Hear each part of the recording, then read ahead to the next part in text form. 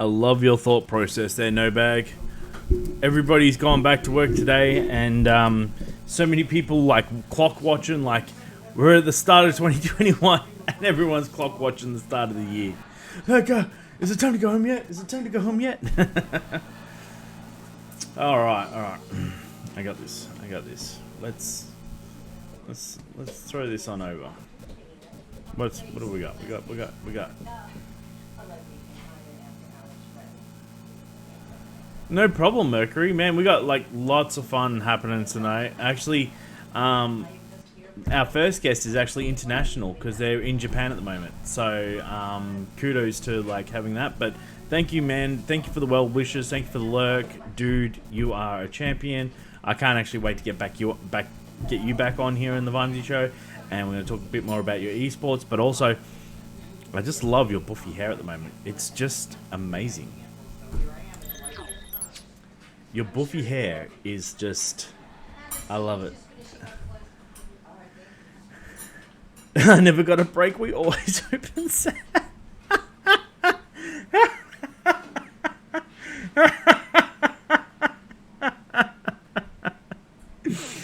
Oh, No Bag. I know that like that sound. It's hysterical. Like I think it's funny as. So we've started the Vimesy Show. I think I've got most things up and running, right? I like to think that I got most things up and running. Babe. You have to turn it down a bit more, please. Yes. So, happy end of Brisbane lockdown. Yeah, what, for like 4 days, and then, all of those people that haven't come forward. Merc hair, oh my god, how good is Mercury's hair at the moment? Like, he's just got this super fluffiness going. Super fluffy. That's the best way I can describe it. But happy Monday. Definitely happy Monday. And thank you, Randomly Heather. Thank you. I can only hope for Rona. Mate, in that small, in a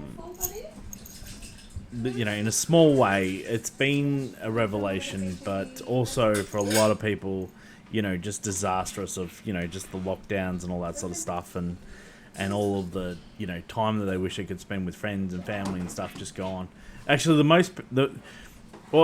all the people who have absolutely thrived in this condition are of all the introverts. They're just like, oh no, can't come out, gotta stay home, don't even have to pretend to have social skills. Just, my wife's an introvert. She has liked not going to work for the last, I just want a break. Yeah, look, I get that.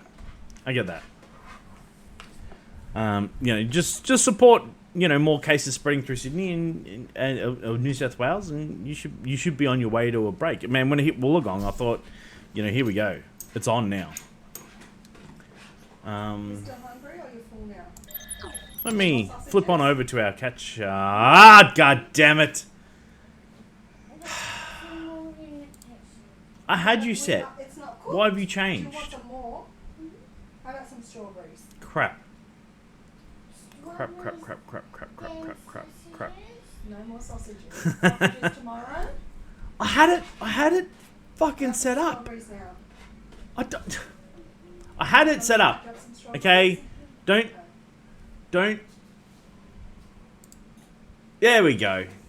I had it set up. I had it already set up. Alright?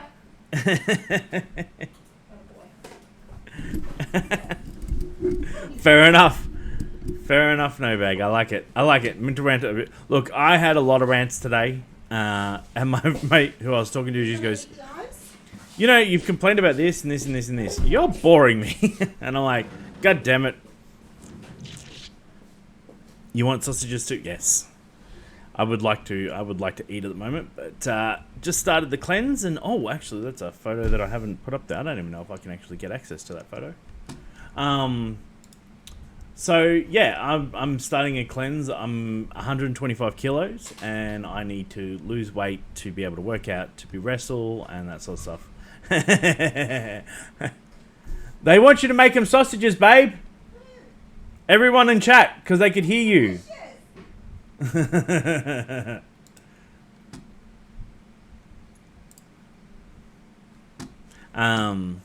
So I like people putting up selfies. I love supporting what's happening in the GPU Discord, all the people talking. I actually was playing Tarkov last night with a couple of people, and XL came in to watch, and then and Crit was there, and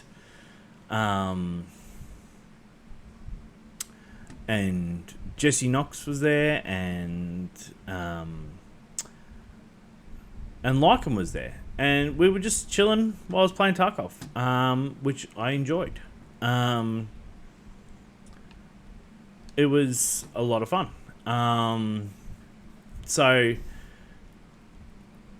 you know, everything that we keep doing to support and keep bringing forward people and all of the things that we do together, you know, just continue to embrace. And part of that is the selfies. So, you know, we got the selfie from Jesse Knox. We got the selfie from She-Evil. God damn it, Crit. The alerts are working. The selfie from Benno, who had a very long break. And for all of you who were watching on Sunday, welcome back, Benno. He was rejuvenated. You could see, like, you know, when he was streaming, you know, he was happy. He was where he wanted to be. So it was really good seeing my friend back on stream. So, you know, can't account for taste with, you know, shitty hats like that. I mean, who cares about the Jets? Victory City all the way. Yeah. And then, of course, our delicious Rama, who is our events manager, who is organising and working on stuff for... Oh, yeah, we're definitely going to have to play Rocket League again, Bag. Definitely. 100%.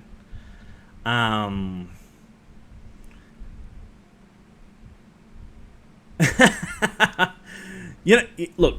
Knight, this is where your problem is, right? A usable selfie Benno, right? A Benno selfie, right?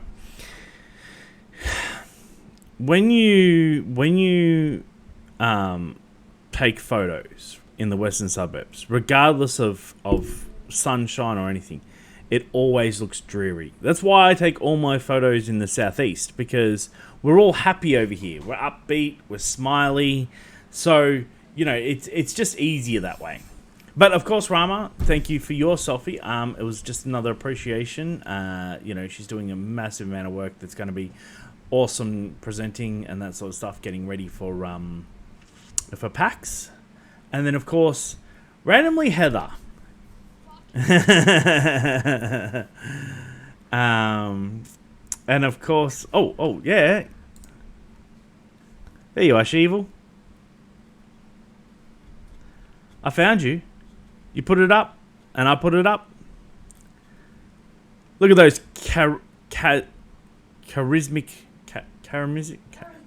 charismatic eyes. Thank you. You know, just I appreciate what everyone's doing in the GPU. Randomly Heather killing her hair. Look, I was trying to do something with this photo, where if I cut out like the face and it kind of, I was gonna like see if anyone could guess the hair, but I'm no good at any artwork and that sort of stuff. But the man of the hour, right now, Night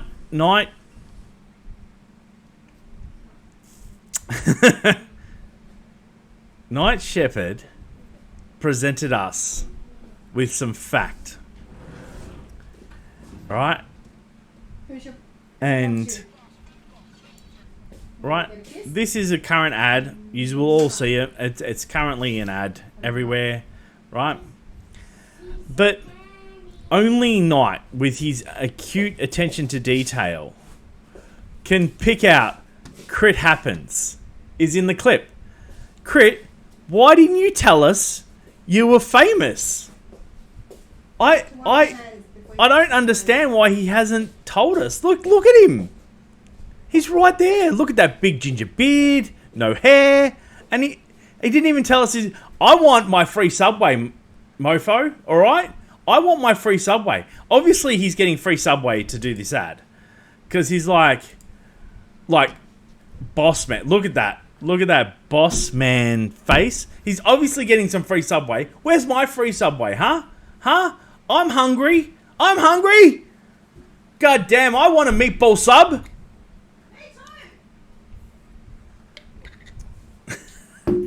So, I gotta say, I've watched this however many times, but because it's an ad, I never pay any attention. And instantly, Night Shepherd with his great, just, picking everything up, bang, look, there he is. I just want the sausages. So, yeah, look, I mean, Crit, I hope you get plenty of free Subway for this endorsement. I'd love it if you bought that as endorsements over to GPU. I mean, I'm happy to put a Subway banner in the middle of all of this, and we could be supported. What a perfect pause there. I'm gonna say, I like, if we're talking selfies, right? We're talking selfies right now. Right? That's a pretty good. That's a pretty good selfie. Look, my beard is getting glorious. It just has not gotten. I can't even remember. Like, yours was what? 5 years to grow that long. But yes, no. Now, we showed the first selfie of Jessie Knox and her. But what's been amazing about Jessie Knox is she's been back on stream. So not only do get to enjoy her in the Discord and get her witty repertoire and all of the sort of stuff, but actually getting to see her on stream again has been fantastic. This game actually looks very, very interesting. I actually was not thinking about ever getting it, but this Immortal something. But I love this. Just yeets the horse off the cliff. I actually kind of like the artwork to this because it very much reminds me of Breath of the Wild. Well, obviously, it's very similar to Breath of the Wild, but just that yeet off the horse and then throws it off a cliff, like, by horse. We're meant to be kind to animals, not cruel. Now, for you that don't know, Delta Ross built himself a brand new PC, and he built it on stream. And I gotta say, watching it was hard. Hard because A, I wish I had a new PC myself, and B, because it was just, I wanted a PC myself. But of course, while he's starting it up and waiting for it to post, it posted. And now he's happy.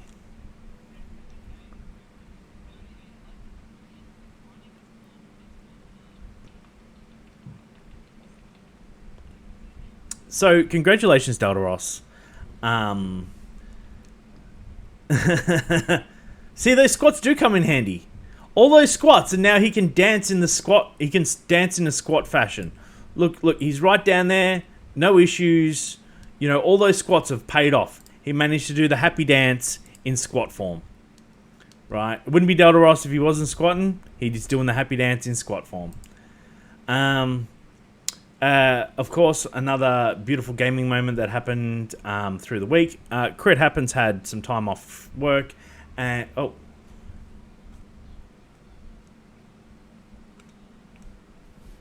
no sound. You sure? What about now? Can you hear sound? Well, I'm not getting a signal. Oh yeah, them feels when a PC posts, yeah. But like Delta Ross loves to do a good squat. 3,800, yes. And so like him squatting and doing a squat dance really receive you, please enter setup king big. Oh. Really, you know.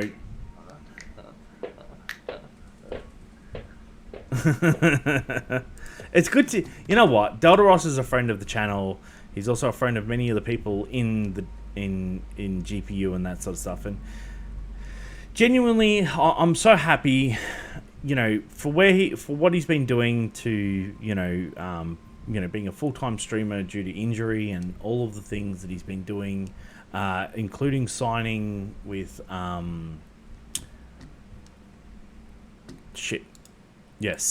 signing with Abstract? No. I can never say it right. Nah. It's there somewhere. He signed with... oh, God damn it. Who did he sign with? It doesn't matter. But yes, no. Like, his life is just absolutely clicking together. You know, when you see a friend do this, it really does make you happy. Of course, Crit Happens had some time off, so he got in a lot of extra streaming. Part of that streaming was playing Cyberpunk, and of course, you know, holy shit!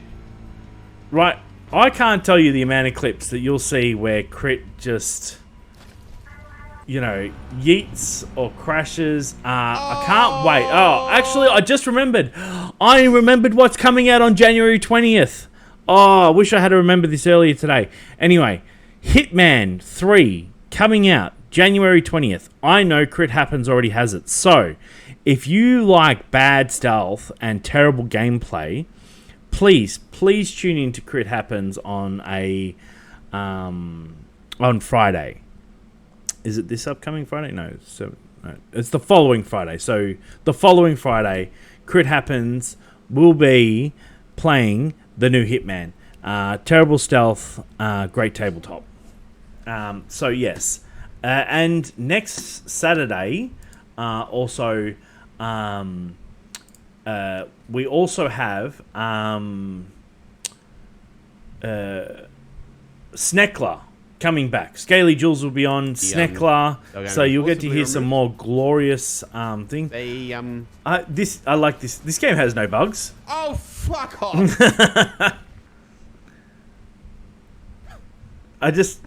How many times has anyone ever seen Crit just laughing, like head hung, laughing? I love it. It's where he lives. Just.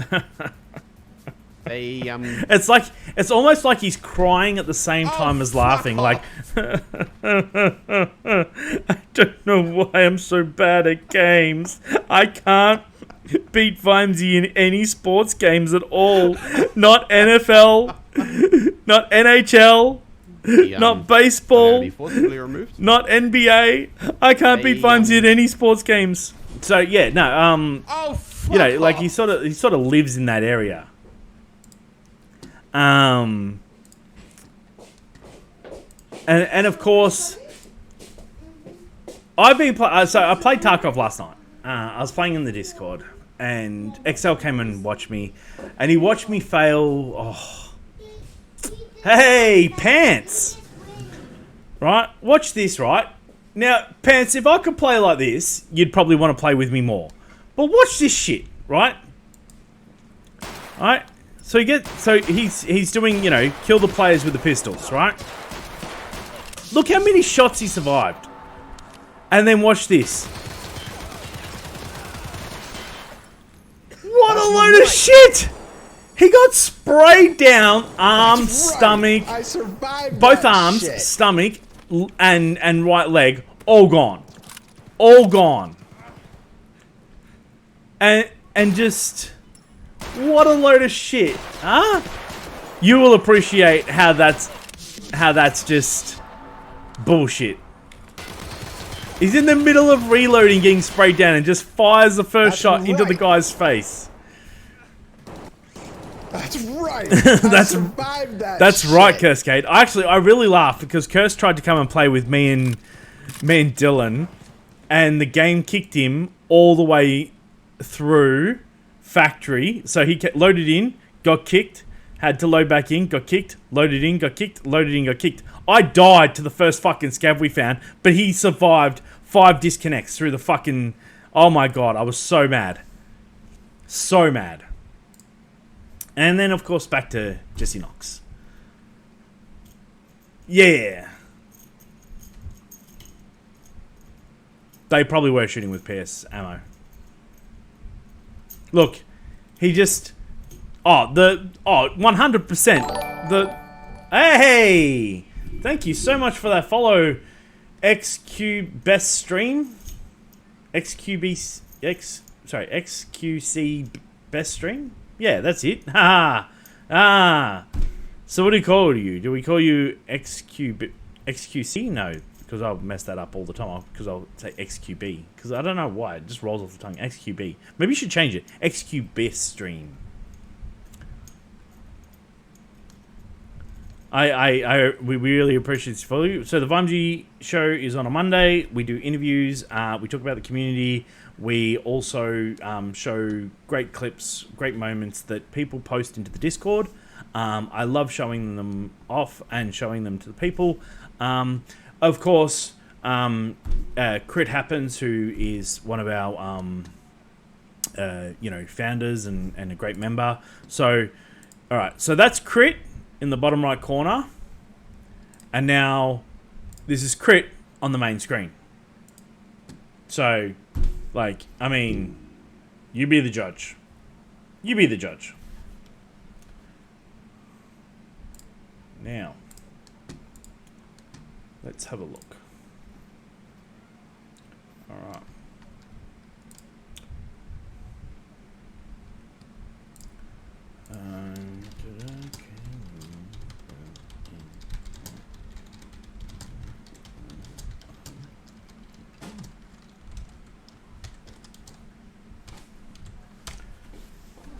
Yeah, so 100%. That's Crit Happens. If you and what actually people haven't realized yet, and I know why Knight brought this to attention, right? And if I could shift things on the screen, right, I would, right? But the person at the back left of Crit Happens there is actually Night Shepherd. That's the real Night Shepherd in the back left corner there. So, you know, like that, I mean, he knew about Crit Happens being in this clip because he was like, well, I'm going to play the old, you know, grey guy. And, you know, I mean, I'm not saying Night Shepherd's old, but like, you know, when he farts, dust comes out. But, yeah, that's Night Shepherd. At the back left there. So I want you all to, you know, like appreciate that, like, you know, our members are getting around and getting into ads and... I said farts, pants. Jesus. Just so crass. So crass. Actually, you're going to be playing Tarkov later? Don't be mad at me. Please don't at me. Yeah. So yeah, no, but amazingly, so many good moments. I genuinely, I'm so happy to see Noxie back on stream, but I genuinely enjoyed her. I actually really am interested in this game after watching her play it. The PC, you know, sort of version of, you know, okay, so, goodbye, horse. it's got, like, you know, some flight mechanics. The sword plays really cool. It'd be easier to just It seems pretty easy to play. I mean, like if Noxie's playing it, then it must be easy to play. Okay. So But just yeeting the horse off the edge. And of course, if you look, there is you know a great what's the word the graphics and that sort of stuff are the same as all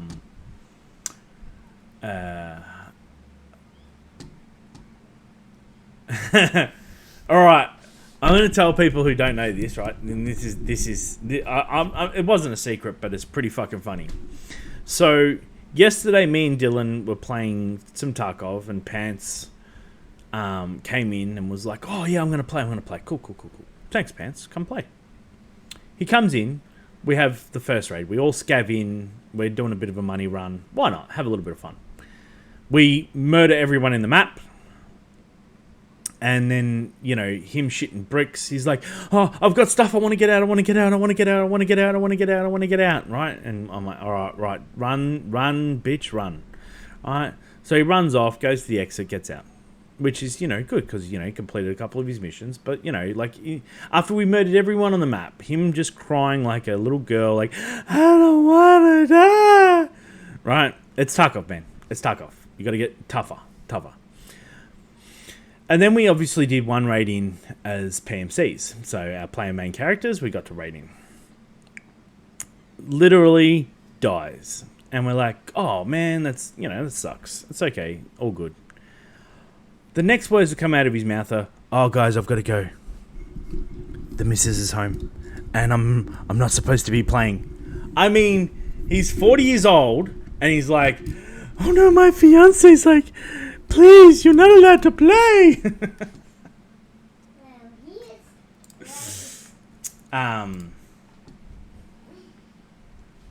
And yeah, so he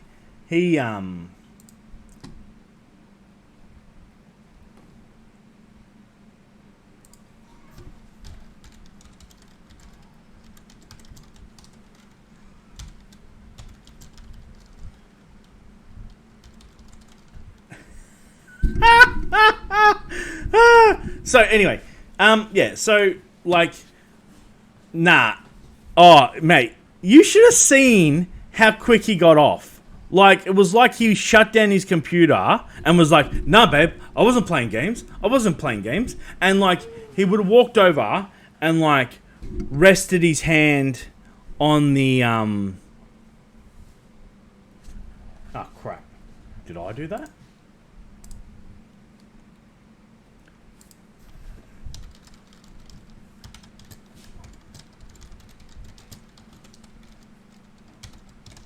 Oh my god.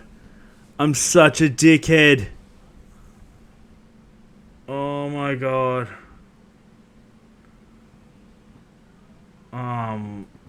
Shit. Crap. Oh no. Anyway, good news. Kitty is going to be here in a few minutes. Vimesy may have told her the wrong time.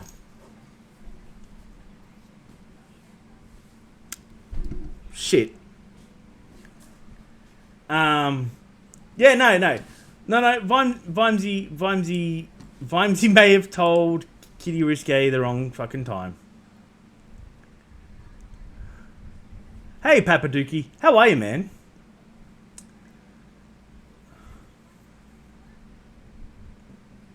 What did I do? I may have told Kitty that I said 7:30 Australian Eastern Standard Time. Which, and thank you for the lurk, Jabberwocky, and thank you for the lurk, randomly, Heather. Kitty will be here in a minute. Because I told her the wrong time.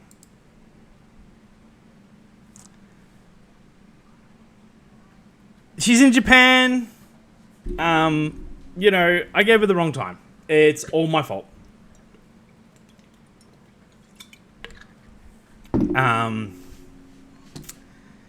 Because she...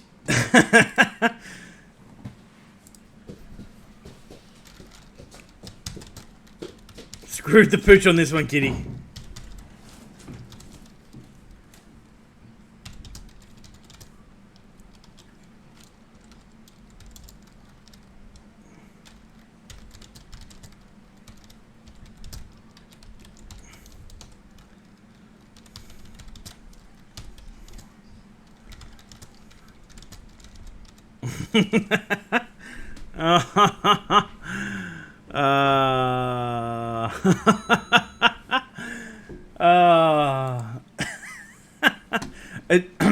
Don't at me, all right?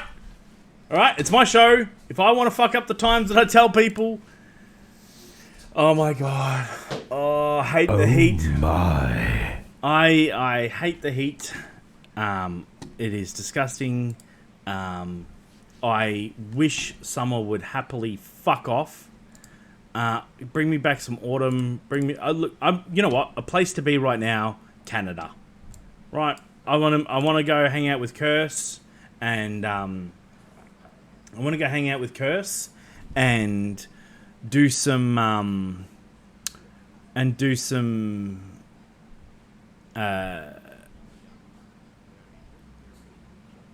like into the snow.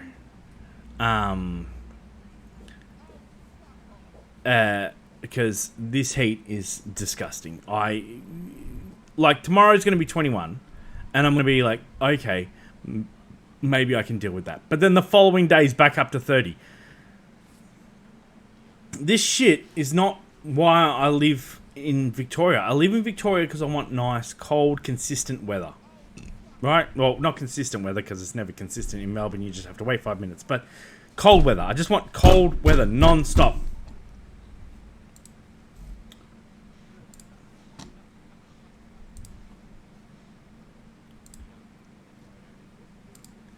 Oh.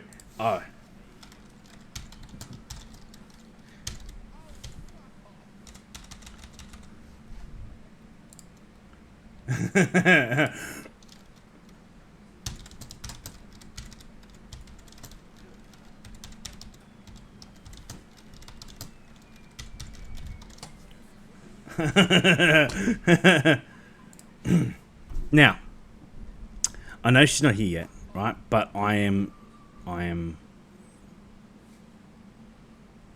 going to show you some clips on the person who we are going to be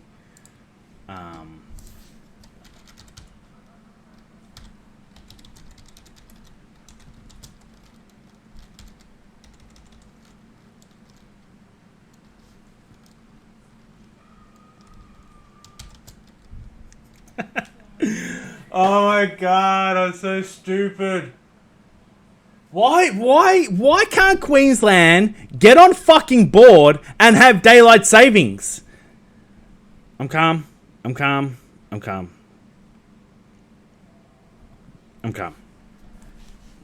Then I wouldn't have messed up the time. This is all Queensland's fault. Like, just straight out, Queensland's fault. Now, the amazing person who we're going to be talking to very shortly when she's ready, which is not her fault, it's completely my fault. I totally screwed up and told her the wrong time zone, is Kitty Risque. Now, I didn't have much of an introduction to Kitty and that sort of stuff, and was in Flamin' Scots and Mr. Star on Fire and a few of the things that have all occurred. And she has been absolutely amazing. I have genuinely been loving her content and found what would be another friend, not just of the channel, but hopefully one of my it's called oh yeah, that's true. Antarctica, it's not a bad idea. I could fit in with the penguins. And so, yeah. Now, a little bit about Kitty Risque is that she is in Japan. And so she's actually in a place that I would love to visit. If there's countries that I ever get to have a chance to go and ever visit, Japan was always one of the ones that I would love to do. Definitely waddling, man. Have you seen this gut? And of course, she is a Twitch streamer, and does amazing work. But look at the artwork in her about. Like, how beautiful is that artwork? So if you all have not or do not, you should all go and follow Kitty, because she actually has not only great content, but she's got a great smile. She's really infectious with her happiness. But you know, she's got so many things that she does as part of her stream, and you know, she's got a new goal.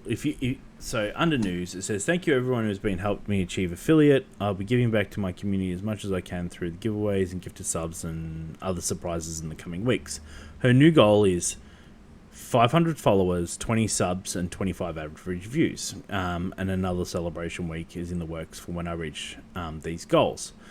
I will allow my viewers to vote on one of the several ideas I have for the celebrations. Now, she's at 458, right? She's at 458 right now. She is news, Papadookie. Oh my god. Look, it says news. Look where the cursor is. That's the cursor. What does that say? That says news. Just because I don't speak English doesn't mean you don't understand English. Is also a mod in Flaming Scott's channel. And there we go. Look at these amazing... Look at Papadookie, Night Shepherd. There we go. She's already at 460.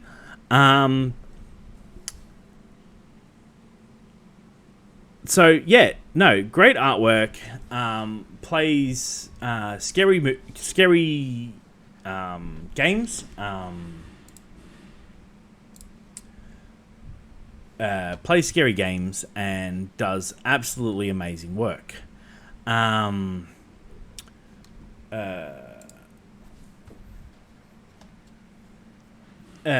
so yeah, does amazing work. And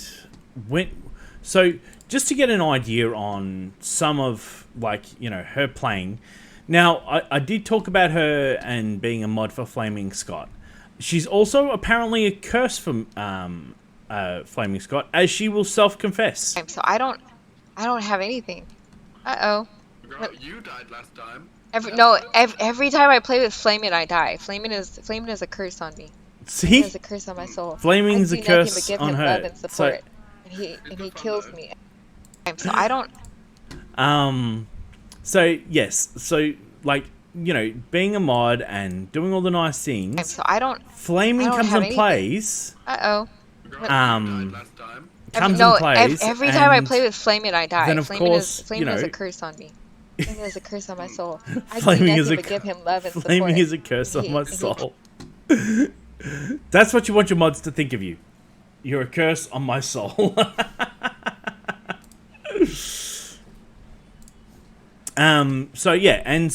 Kitty Risque, she's, but like, I love her background. Like, she's got Snorlax, and she's got, I want to say some sort of ice cream man. In this one, playing Raft, of course, in the background, Shaco. It's like, yes. But also has a one more. nice sense of humor too. I like this. I'm thirsty again. Always thirsty. Always thirsty. Stop choking, bitch. You're okay. What's going on?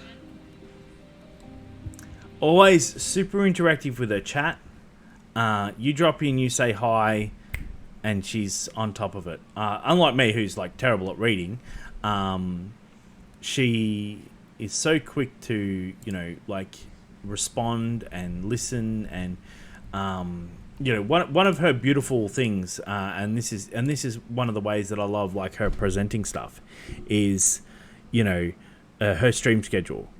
she just updates it like this, like it's Phasmophobia, and then Mental Health Monday, and then Single Player Tuesdays, which is horror or indie games, and then Friday she plays Raft, and then on Saturday, Phasmo or suggested games. Now, what is interesting about that is actually Japanese times, not Australian times. So, like, make sure that you're but it's not that far away from us. Waiting room.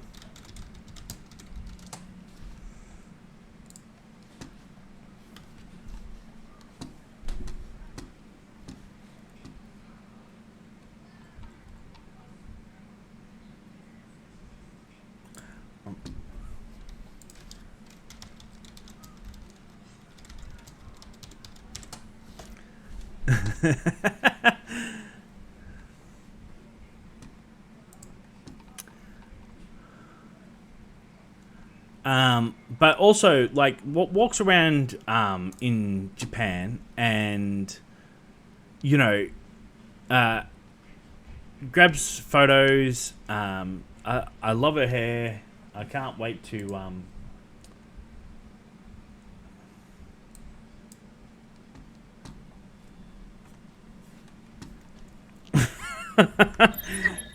Hey, kitty. Hello. On a scale of like 1 to like Vimesy's an idiot, where do I float in about there? I'm actually not that mad. It's kind of like being plunged into the deep end because I was like so nervous. So it's like now you have no time to think about it anymore. That's Just right. go. That's it. We're just in the go. We're just gonna go. Okay. I was just while I was telling everyone about how stupid I am because I told you the wrong time zone. I was showing people your Instagram and all of the, things that are going on. Do you have my gosh. Do you have your camera on? I'm so nervous. Yes, yes, I do. Because I wanted. Yeah. I have a question about your hair. Oh no. Right? I love it. Right. It's Okay. all the colors of the rainbow, and I love it. Right? Okay. How do you get it done? Like, do you... Okay, so you must not have seen the oh wait, do you want me to do I click video? Is that what you want? Yeah, if you click video Yeah. on the Discord. Oh, I'm so silly. Sorry. Oh, you're not silly. I am just a little bit silly. Let me see, is it gonna work? I don't know. I have never seen those symbols on Discord before, but I love it. I love it. Hold on, I'll figure this out. That's Just like I do everything. That's I've never seen those symbols before. It's like you got full Wi-Fi, no USB, and it's thinking about something. So it is thinking about something. Okay, I figured it out. Hold on, I got this. You have got this.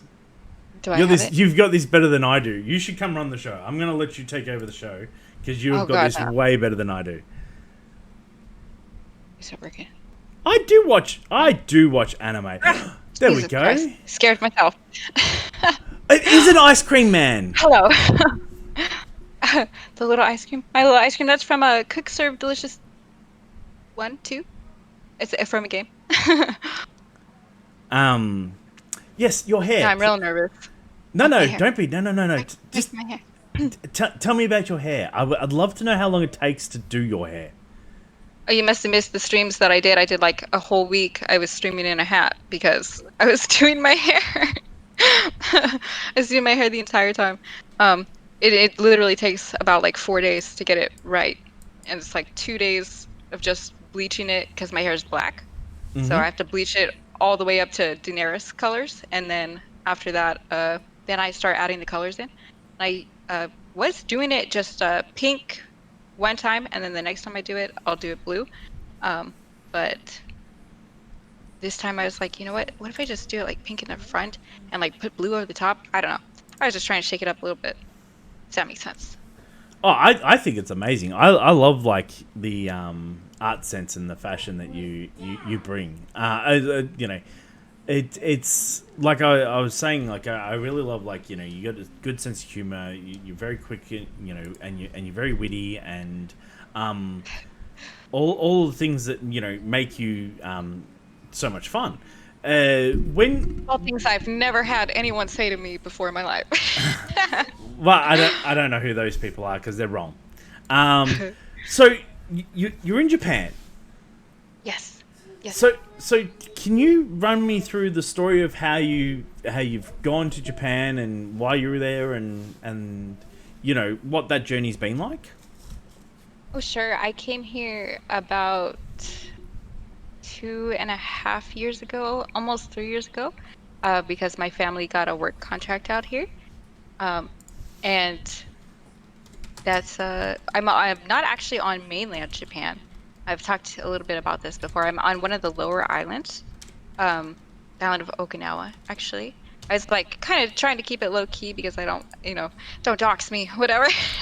I don't know, just privacy, whatever. But I think the island's pretty freaking small too. The whole island is like literally 40 miles long.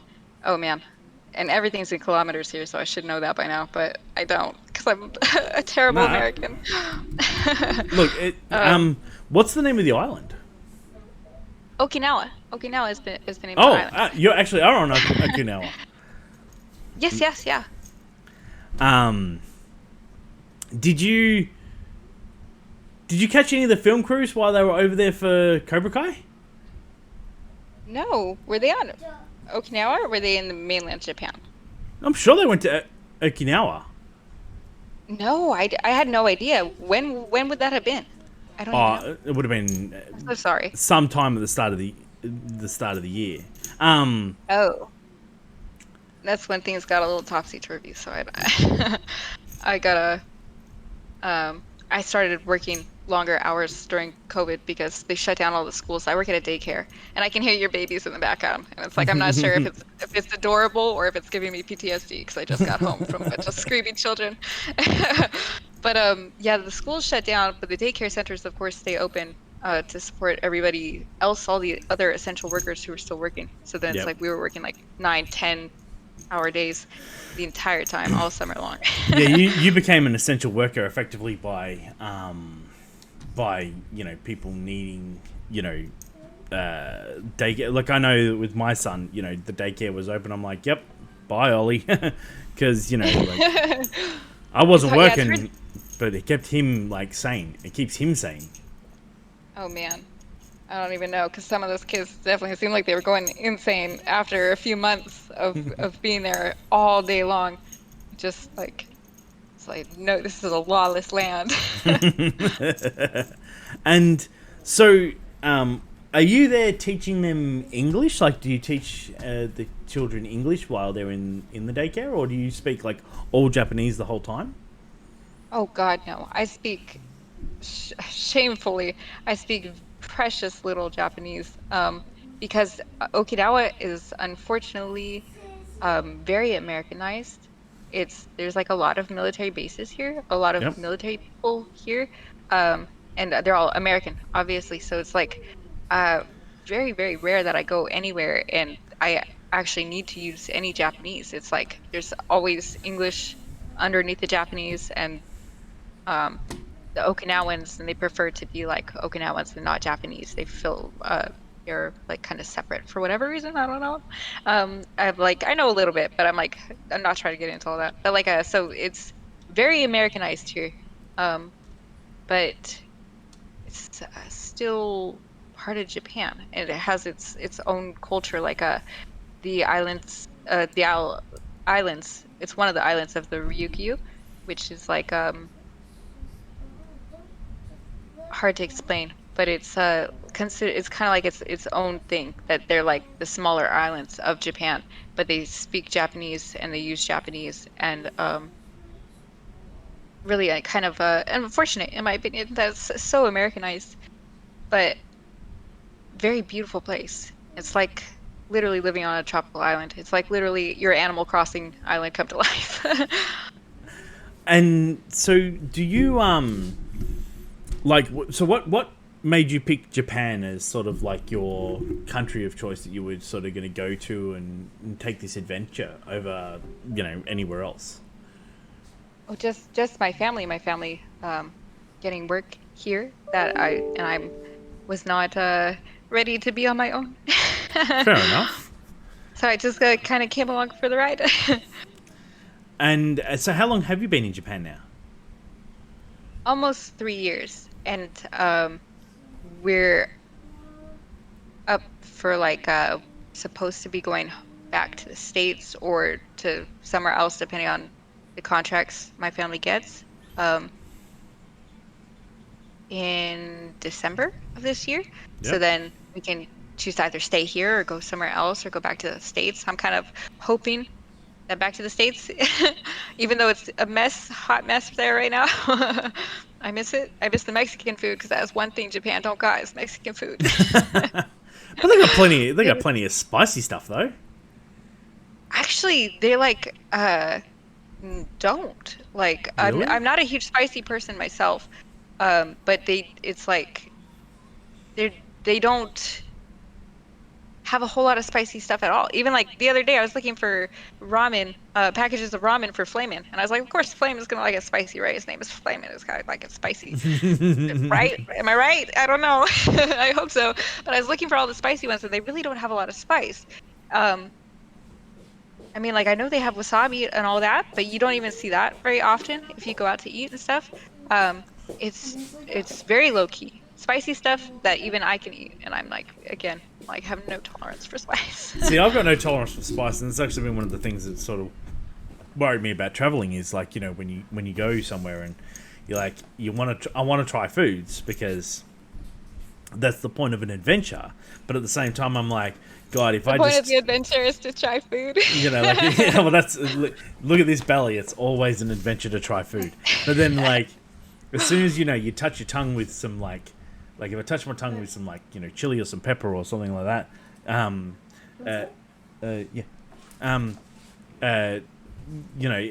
it's really hard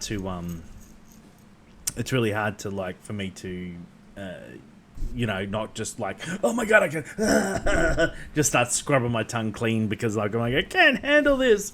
I don't like spicy stuff. But then I want to try stuff too at the same time. So Yeah.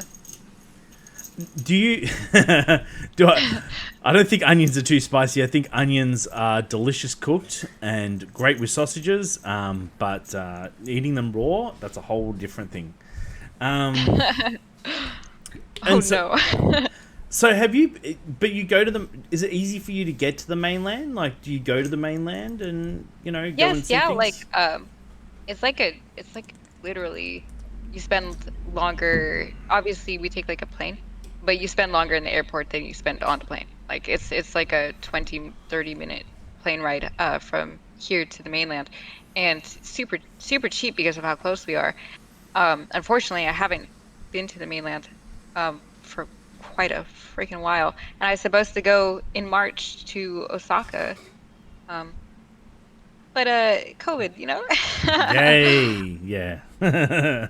Hoping I could get a rain check on it because I was going to see one of my favorite bands play in Osaka in Japan, American band playing in Japan while I'm in Japan, and I was like so pumped, and they gave us like basically a rain check, everybody who bought the tickets, but it seems like that band is not planning to come back for like a hot minute, so They're probably not even allowed in if they're American. Oh yeah, you're right. I didn't even think about that. Because I know that they are like continuing to tour like in the UK and stuff, but I didn't think about that. You're right. Even coming from the UK is bad because of the strand they've got over there. Like it just seems like if you're from a certain country, you're not allowed into other countries.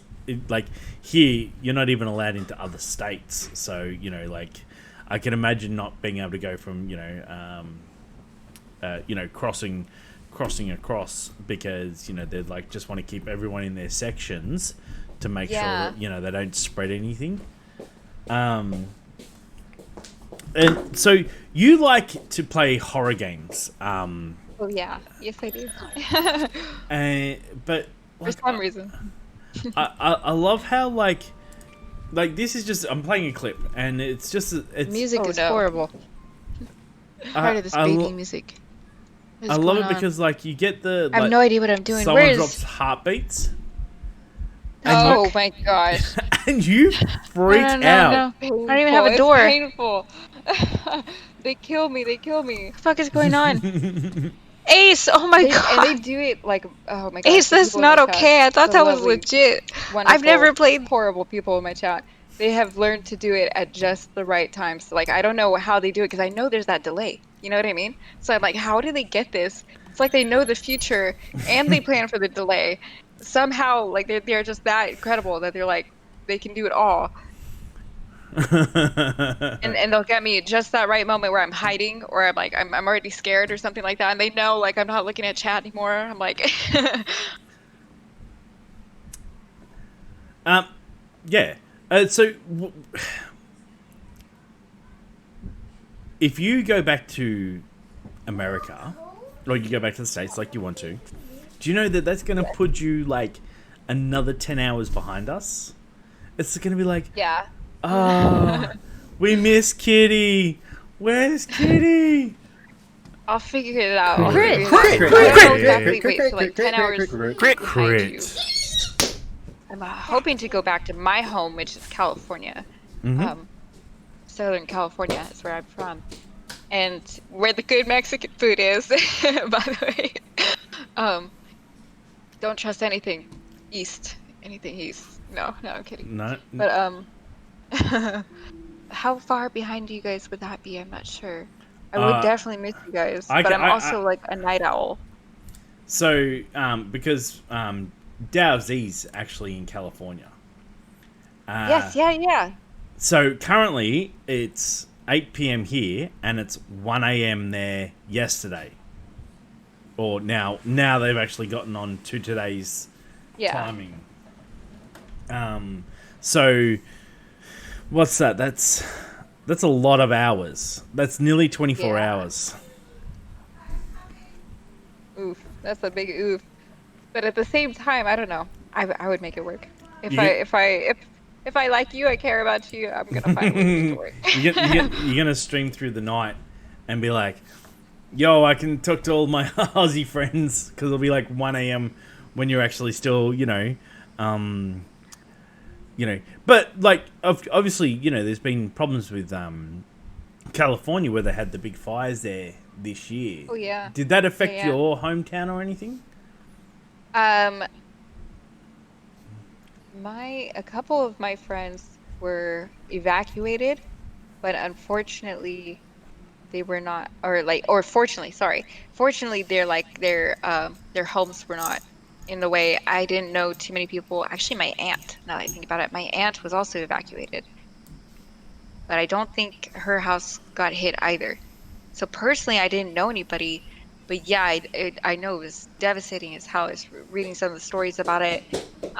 Places I know, places I've been to, where it hit and stuff is oof, big oof. And it makes me sad to think that when I go back, some of the places I like to go hiking a lot. Some of the places that I go hiking might be like just completely.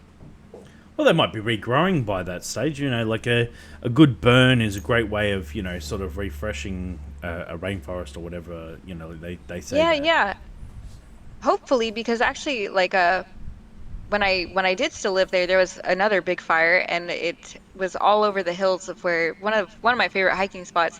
And it was really sad. It looked really sad, but like within like 6 months or so, and it started raining again and all that. It got to the rainy season.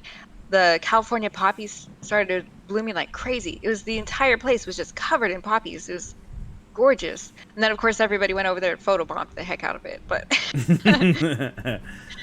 many people doing their photo ops in the field of poppies. Oh yeah. So like you've been in Japan for now like 3 years. If you go back to the States, it's gonna feel like you're like sort of leaving your second home. That's a good question. That's something to think about. I don't know. There's a lot I would miss about it. for sure. I don't know if I do see it as my second home. I've moved around a lot, like my whole life, but California is the one place that I keep going back to. And I was there when I was the most when I was little. So that's what I consider my home and where I'm from and everything. But I'm not super attached to Japan at the moment, to be honest. So, I where else have you gone then? Give us a just little geographical map of Kitty Risque. oh my gosh, no. I haven't really been that many places. Are you scaring me? You're making me nervous again.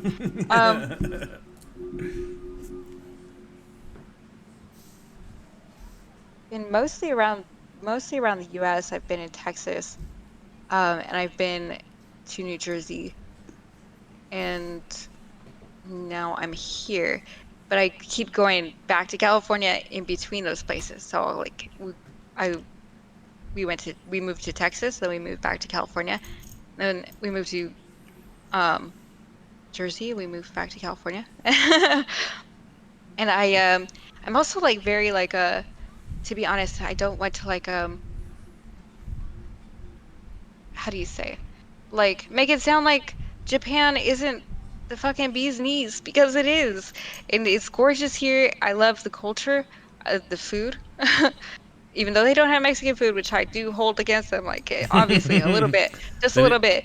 I just like I'm a very like homebody kind of a person. I don't really go out very much. So everywhere I go, like the most place I am is here. You know what I mean? In front of my computer, anyways. So your family obviously gets contracted to work certain places for extended periods of time. What do they do? Oof, I don't like to say if I can say that. You can not say. That's okay. It's good to see like normally when families move with contracts and stuff, the kids get I can't think of a better word, but like bratty. They're like, oh, I've been everywhere, I moved everywhere, I've done all this sort of stuff. But you're really well balanced and really nice, and you take on board what's around you, and it's such a really nice. You're basically not one of those bratty children. I know exactly what you're talking about because I work with a lot of bratty children. And I think the number one difference is like straight up being poor. I was really poor when I was little. We were little before my family started taking contracts. So I grew up in California until it's about 12 before they started taking contracts. We started moving around a whole lot. And we're broke as heck, like so that like really I think gives you that level-headedness, a little bit less bratty. There's not so much spoilage, do you know what I mean? Like me and my sister, we literally like we didn't even get good clothes. Like we wouldn't get like even from a thrift store. It was actually literally like my dad asking people at his work, like, have your kids outgrown their clothes recently? Can I have some in their old clothes? It's like the freest you could possibly get, like, doing the whole like pretend that you're sick so you can get the kids meal free, like hey, nothing wrong with some good hand-me-downs. Not at all. Hey, if they keep you warm. I ain't mad. This shirt is from the 8th grade for me. Yeah. I'm still the same way. And so, like, because now you have your work and like where you've also had exposure to all the shopping and stuff of is your closet like full of clothes that you don't wear? Like you're like, no, now that I can get it, I'm going to get this, and I'm going to get this, and I'm going to get this, and I'm going to get this, and now you have, like, a closet full of clothes? I wish it was. I'm actually still terrible. Like, you should see, I put up a picture, like, I think either on my Twitter, I think it was maybe my Twitter a long time ago, so don't look for it. But it was, like, a picture of my shoes, my work shoes that I wear to work, and they're full of holes. And I'm like, you think these will last me until I might be going back home? And people are like, no, dude, no, they're not gonna last you. I'm like, I'm gonna You make it sound like a challenge, so now they're gonna fucking last me. I like the idea that you can like you're just like, I'm gonna get as thrifty as possible. These shoes are gonna stop being shoes and become sandals. You know, like they're gonna be more duct tape than shoes pretty soon. But you know what? I'm gonna fucking rock it though. Like, in most of my clothes here, there's one thing I love, and I do post about it from time to time. Other people don't seem to get as much of a kick out of it as I do, but I love going to the Japanese thrift stores and buying clothes there because like it'll be like it's like broken English on like a shirt. It's like one that was like peach clappy, sure I'm happy, and I'm like, what is this? Like I have to have that. Like, stuff that makes absolutely no sense. There was one that was in the kids section and it just said drunken hilarious on it. It's in the kids section, but I can say kids clothes, so it's like yes.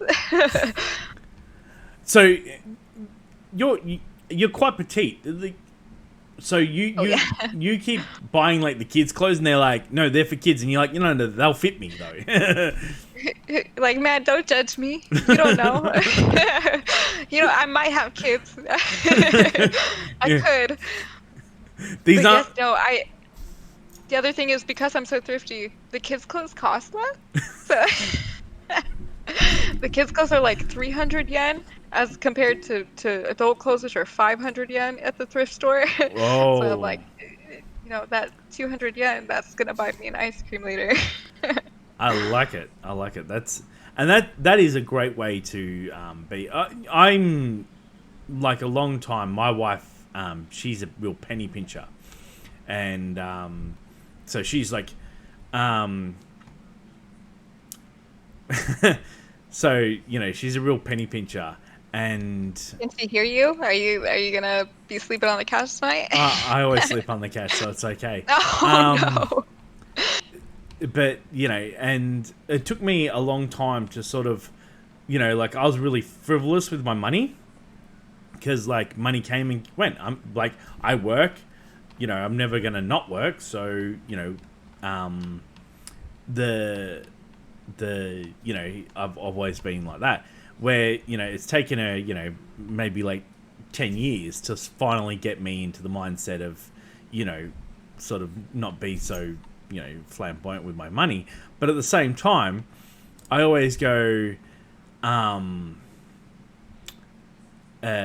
like, she's like, oh, you know, you're getting this game and you're getting this game. She has 3 closets full of clothes that she doesn't wear. It's like, you know... We have arguments. Well, maybe she would if you would take her out some more. No. So, she's an introvert. She doesn't like going out. Oh, well, you gotta make, you know, the romantic candlelight dinner on the table, invite her over, you know, to send the kids off to daycare where they will horrify some poor daycare worker like me here. And then, you know, just have a whole night in with her. Tell her to dress the fuck up. Print something out, an invitation on nice paper. Make it bougie. I apologize for cussing. I'm sorry. Hang on. You can cuss. You should hear the shit I say. I didn't ask.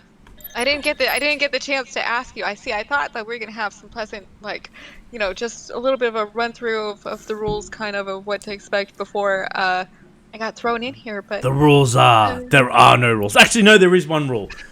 2 men enter, 1 man leaves. That's the rules. It's Thunderdome. Thunderdome I'm a man rules. now. Okay, so on stream, is this the shoe you're talking about? Have you painted a Converse silver? Did you paint your Converse silver to like make it look? It is black. It used to be black. Now it is falling apart. I can't believe you went and searched for that. Oh, hell yeah. That photo. That's horrible. That's horrible of you.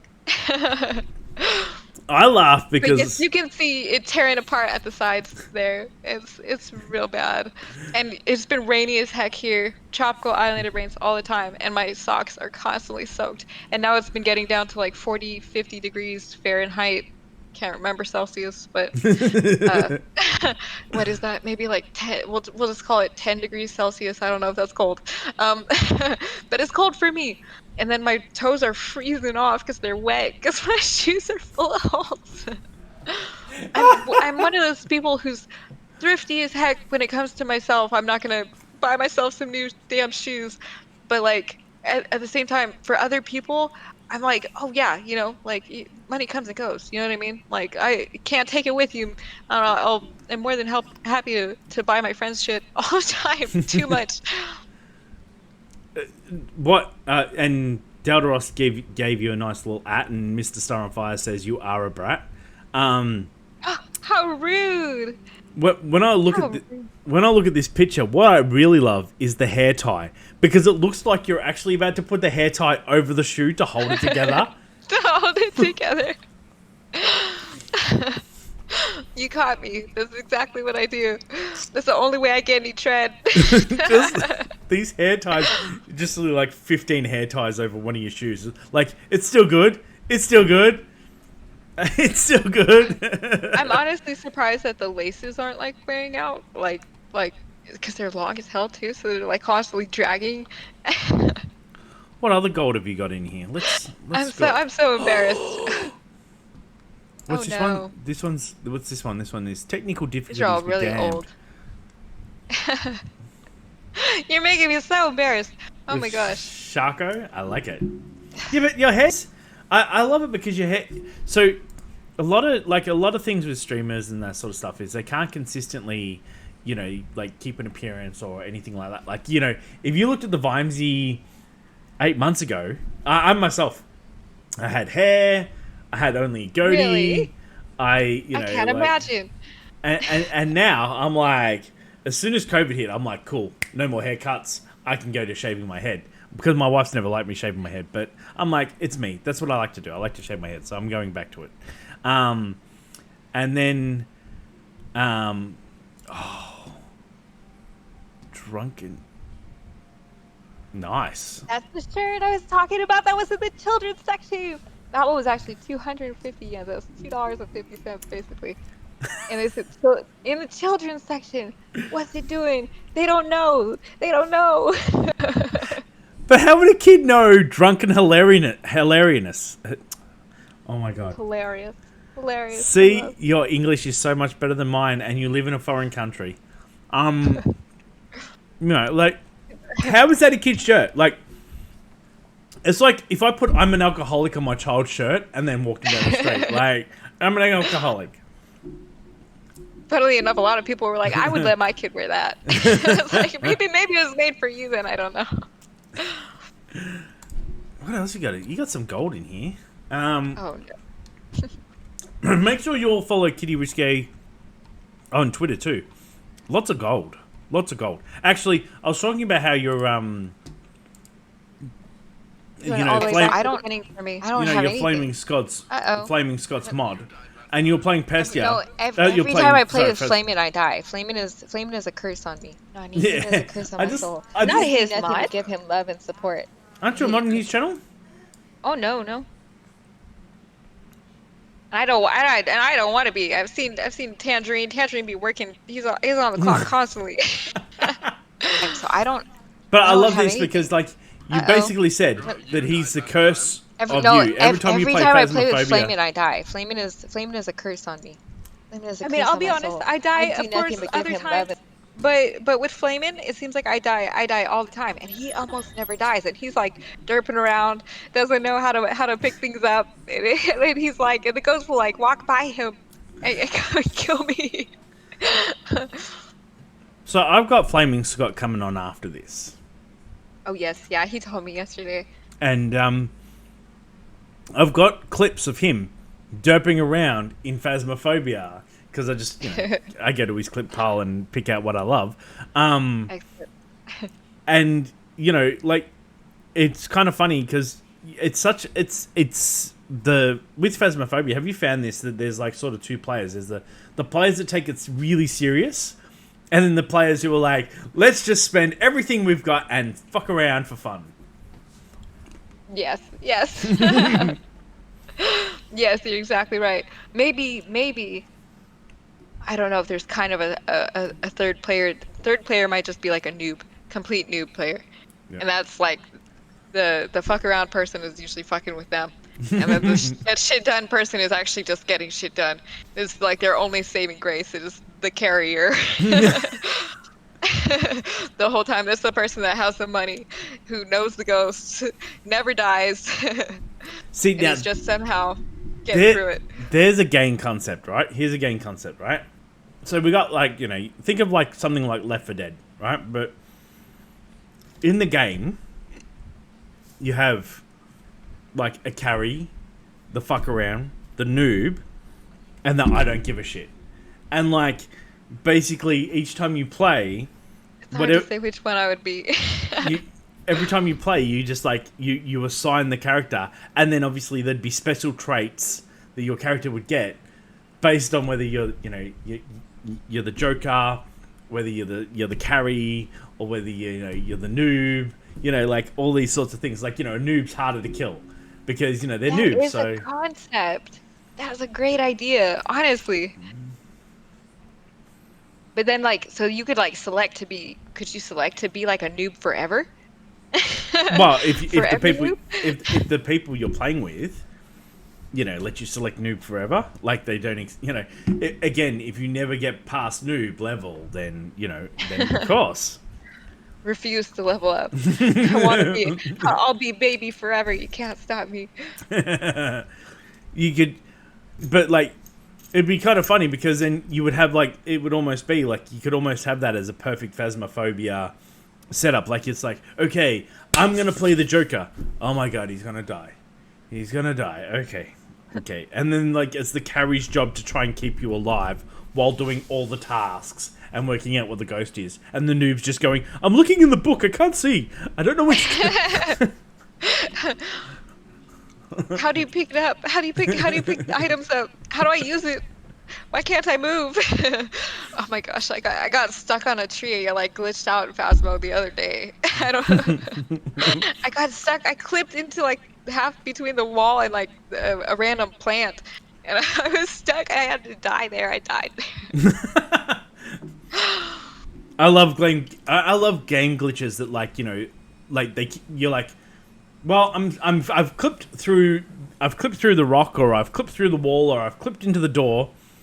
Can someone come and kill me, please, so I can like Yes. respawn and get out of this spot? Like, I think that's one of the things with Cyberpunk at the moment. You know, is you'll play it and you're like, oh yeah, I'm gonna go, and then you hit like a non rendered texture, and you've walked into it, and then it's rendered, and then you're like stuck in a this, and you're like, I can't get out. Ah, crap. And you just start shooting at people to like get the cops to come kill you. Oh no! But of course, it's like, of course you can still shoot at people, and of course the cops can still come and kill you. That's what I'm like. I know nothing about game development, but I just don't understand how that happens. How am I clipped so out that I can't like move? Everything else in the game can still interact with me. How's that check out? I think there's a lot of fun when you find glitches in games and stuff like that. But I'm always wary because like Phasmophobia is one that I've seen where people have managed to use game glitches to like keep themselves alive or to get more information, that sort of stuff. And although game glitches can be funny, I don't like them when they're used incorrectly for like, you know, people to just like mini-max. Oh, okay. I get what you mean, but at the same time I'm thinking like, isn't that kind of like the entire concept that like AGDQ is like based around? every single meta, every single like what's I love it. It's funny because I think someone described this once before, and I'd be interested to is a gamer's job is to break a gamer's designer's like life's work. Like if a game designer his whole life was put into a gamer's job is to break it, to find how to exploit something, how to destroy the economy, how to destroy like, you know, like it's a gamer's job to break like a game developer's heart. I honestly completely agree. I'm always like, wait, hold on, like I can't do this, but I'm gonna try to force it. I'm gonna try to fucking force it. I'm gonna force it to let me in. And yeah, so I always think that it's really funny because it's almost like it's like the game developers need the gamers, and the gamers need the game developers, but like they're always at war. It's like a 1,000-year war.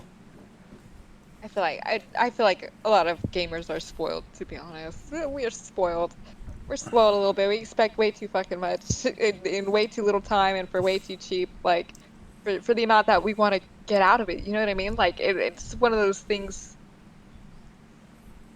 It's like you pay like $20 to go to the movies for one night for 2 hours, but like you're like $50 for a game of 40 hours of content. You're like, oh, but it's not perfect. How dare it? So, okay, you're in Japan, one of the technological, superior companies in the world, countries in the world. Good internet, great sort of, basically everything technology. What's that like? What's the technology side of it like? Ignore little Ollie. He just is excited. What's that? Because that's one of the reasons that I want to visit Japan is I want to just dive into technologically sophisticated. There you go. That's the wording I'm looking for. Yeah, I just want to. How nice. Deep dive into like this technological Unite. sophistication. What's that like? Have you got to like experience that, or is sort of Okinawa like a bit away from that? I think we get some of it, but it's like at the same time, I feel like a lot of countries are like catching up. So I don't know how big of a difference it is. Like they do have the places. One thing that's really cool and one of my favorite places to go is like this it's like a buffet kind of almost, but it's like on a conveyor belt. Do you know what I'm talking about? Mm-hmm. And you order all this stuff on touchscreen, and like there are other places that like you enter a restaurant and it basically looks like almost like a vending machine, and you order all of your stuff right there, and then it's like it just comes down a line to you.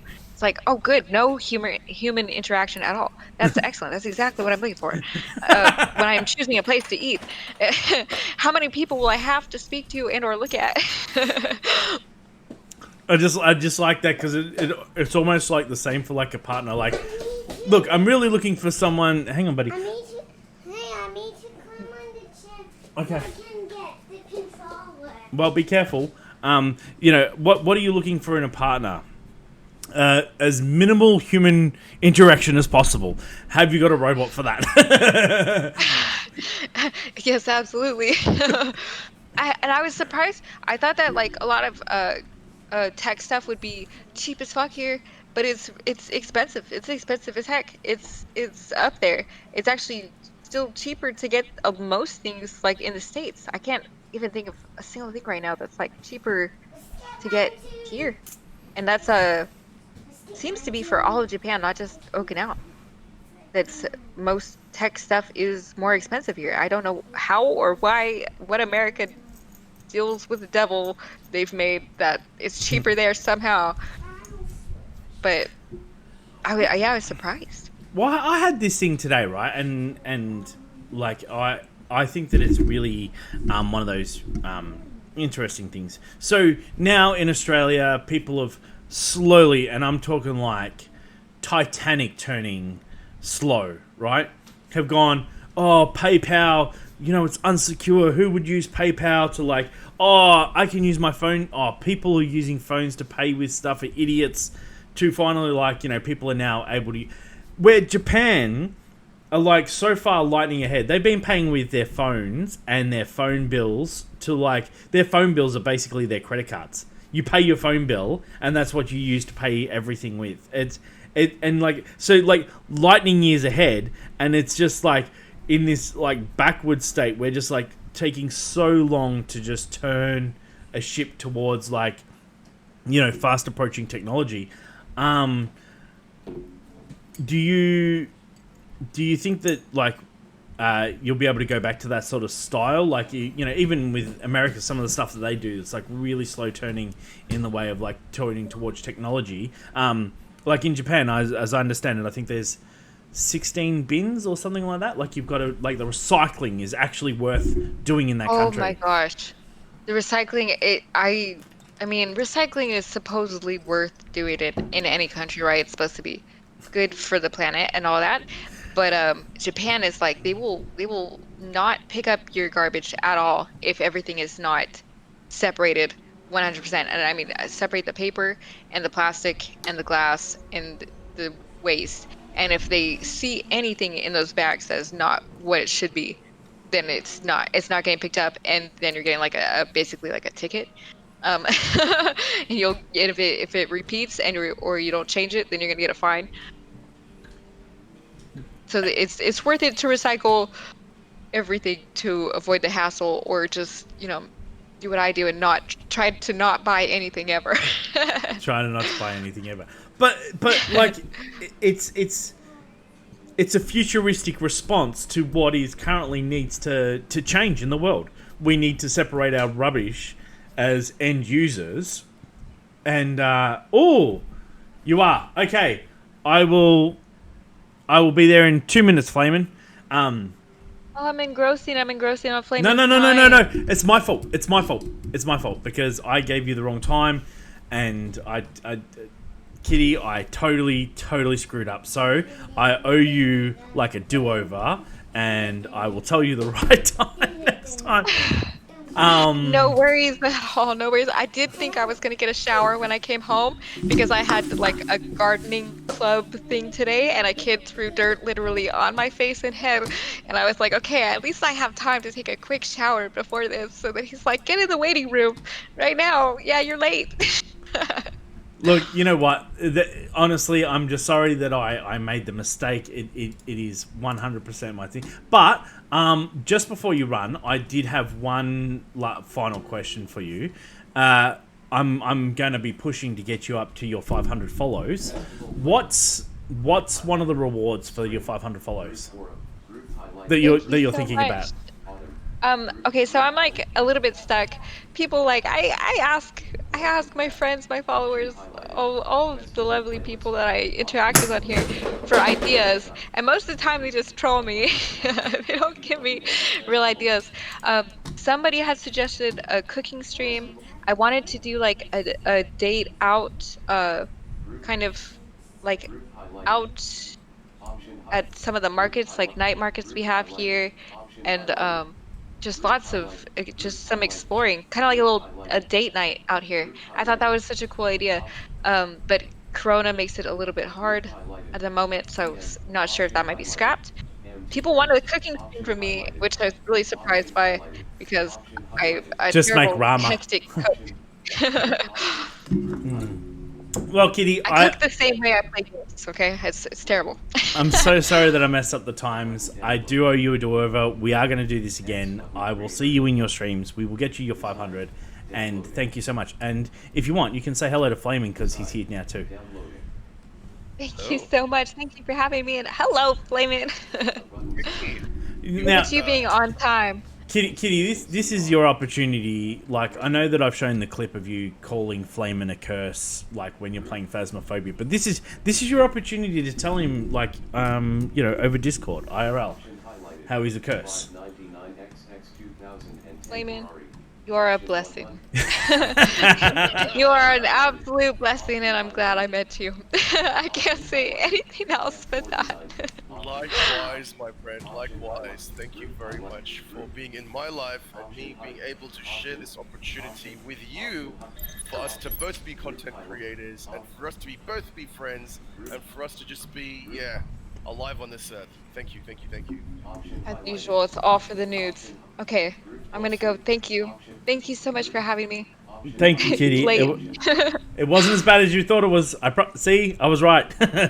It was a lot shorter than I thought it would be too. So. I'm so sorry. Sorry. All right. Thank you. So Flamin, the story was that I've set up Kitty, right, and I totally screwed up the time. So I told her 7:30 Australian Eastern Standard Time, but I'm on Australian Eastern Daylight Saving Time. So like at 7:30, I'm like, oh hey, you gonna jump in the waiting room? Like I'm ready to bring you in. And she's like, what? I'm not on for another hour. I'm like, no, it's 7:30, and then totally just screwed everything. Just totally screwed the whole pooch. Oops. How are you, buddy? I'm going good. I hope I'm on time. You are 100% on time. It was 100% Vimesy's fault. You know what? I'm pretty good at not making those sort of mistakes, but thank you, and you yourself have done me an absolutely amazing, great, delicious service of being here when you're normally streaming and you would normally be an hour into talking while pretending to play games. Yes. Thank you so much for making the time for me. You are very, very welcome. To let you know that we are actually streaming. You are streaming. I did. Yeah, because I was just like, guys, we're going to be shooting some shit right now for like an hour. Then we've got Vimesy for an hour. Then we'll attempt to pretend to play games. So, I mean, I know that we're in Discord. There's a good chance if I enable my webcam, it probably won't work. Oh, no, that's okay. Because I've set it up. I knew that you were going to be streaming, so you can't have the double... Because I've been trying to work out this science as well. But you're a computer head, so okay. All right, you're a computer head. How do we get a Discord image pulled to the camera and also have an image pulled to your OBS? The long and short of it is that you would need... It's janky. Probably the easiest way is you have more than one camera. That's the easiest way. But the hard way, and the way that you could get it to work, is you would require basically a capture platform, like a capture card, where you can then have it as its own entity, which then multiple applications can draw to from that. But that is based upon all applications being compliant with that. Yeah, okay. That makes sense. Yeah, but so the thing is that you're probably not going to get the best output, to be honest with you. But yes, that is the technical way. But given the time and effort versus the cost, you're better off just than having another fucking camera, honestly. I know it's jank, but then that there is got your future proofing, and then plus you can repurpose that second camera for other stuff like, you know, close-ups and different angles, all that sort of jazz. So what I've done here, right, which is really ingenious, is you're muted. Your stream's muted because there's going to be a time delay, and this is where it's going to drive. Like, okay, so when I watch dubbed films, it drives me nuts. Or anyone who has like any audio film that, right, you're going to talk, and then 4 seconds later, your face is going to talk. So I'm doing that because it drives people insane, and I love to see people go crazy. I can definitely say some dramatic things like, "You are not good enough to defeat me." and now I feel like I need to like bust out some kung fu. 100%. Now, 2020 had its ups and downs. Obviously, its ups are you got to become a full-time streamer. The downside was that it wasn't your choice. How has that sort of change gone for you, man? Where you've gone from that, you know, sort of like where you were working to now streaming full-time, and you know, people really love supporting you and being here. And dude, you're really on the road to sort of partner. Well, yeah, it wasn't my choice. You're definitely right, and it was an extremely hard transition. You know, from being high bandwidth, very technical, very specialized in document management and managed print services, and then from having that and being an analyst in that as well as an implementer to virtually, hey man, you got no job, and the industry you're in no longer exists. So Yeah, it was definitely a real big heavy hit. Obviously, Pride was besides the financial lane being impacted. Pride was another one. Sense of self and sense of identity was also a big problem. But then being able to then grab a hobby and then, you know, matriculate that to, a job was kind of a blessing in disguise because, sure, it was initially a step down, but now looking back, I feel like not only was it a right call, but also have I never been more proud to do anything in my life professionally than me becoming a content creator, because I'm not reporting to anybody. It is my voice and it's my sound and it's my mind and soul that I put into my content, which has then provided a wonderful nesting ground for the community that I have seen flourish, as well as the friendships and connections that have been made along the way. And you're not, but not just that. You've also inspired other people to become content creators with Deltaros and that sort of stuff. But also one of the things that I was, I was talking about, you going to the actual, Twitch catch-ups and that sort of stuff, and taking Deltaros along with you, and we were talking about this last week, and it's cool because you were sort of already on that mindset of maybe becoming a content creator, and that sort of stuff. You really took this opportunity to build yourself. Now, a lot of people have asked you this question. You sort of sometimes answered it, sometimes not. Your push for partner right now. How on track is that? I have no idea. Seriously, so I leave it once a month. So I leave it once a month where I would actually, look at the stats, look at the reports. We've got our, dashboard, and we actually see our trends. Okay, and that's all cool. And yes, I mean I do see progressive, and healthy growth, but that I'm trying. It's a funny duality. Like if you wanted partner, well, for me anyway, if I want partner, don't focus on becoming a partner. Yeah, if that makes sense. No, 100%. Yeah. So for me, for example, I never know my numbers.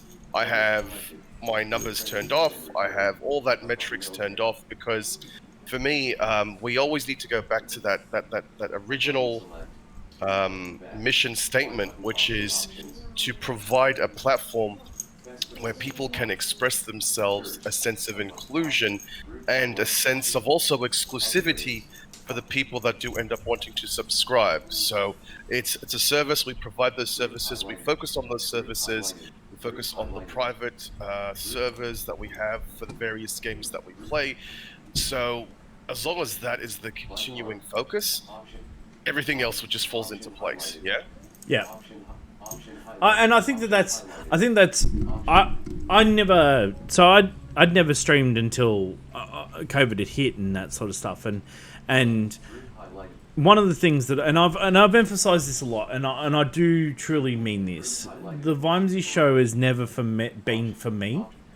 Part of why it had its time on Goa, and unfortunately that came to an end, which is not what I wanted. But that's what happened. And then it came into GPU.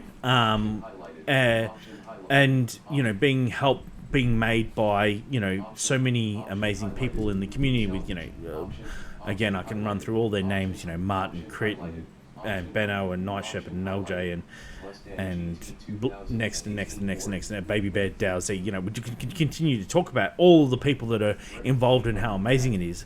It's also the next steps that, we've been thinking about as a bigger, sort of sense of purpose for people and a direction to go with. I'd never actually thought of this sort of stuff before.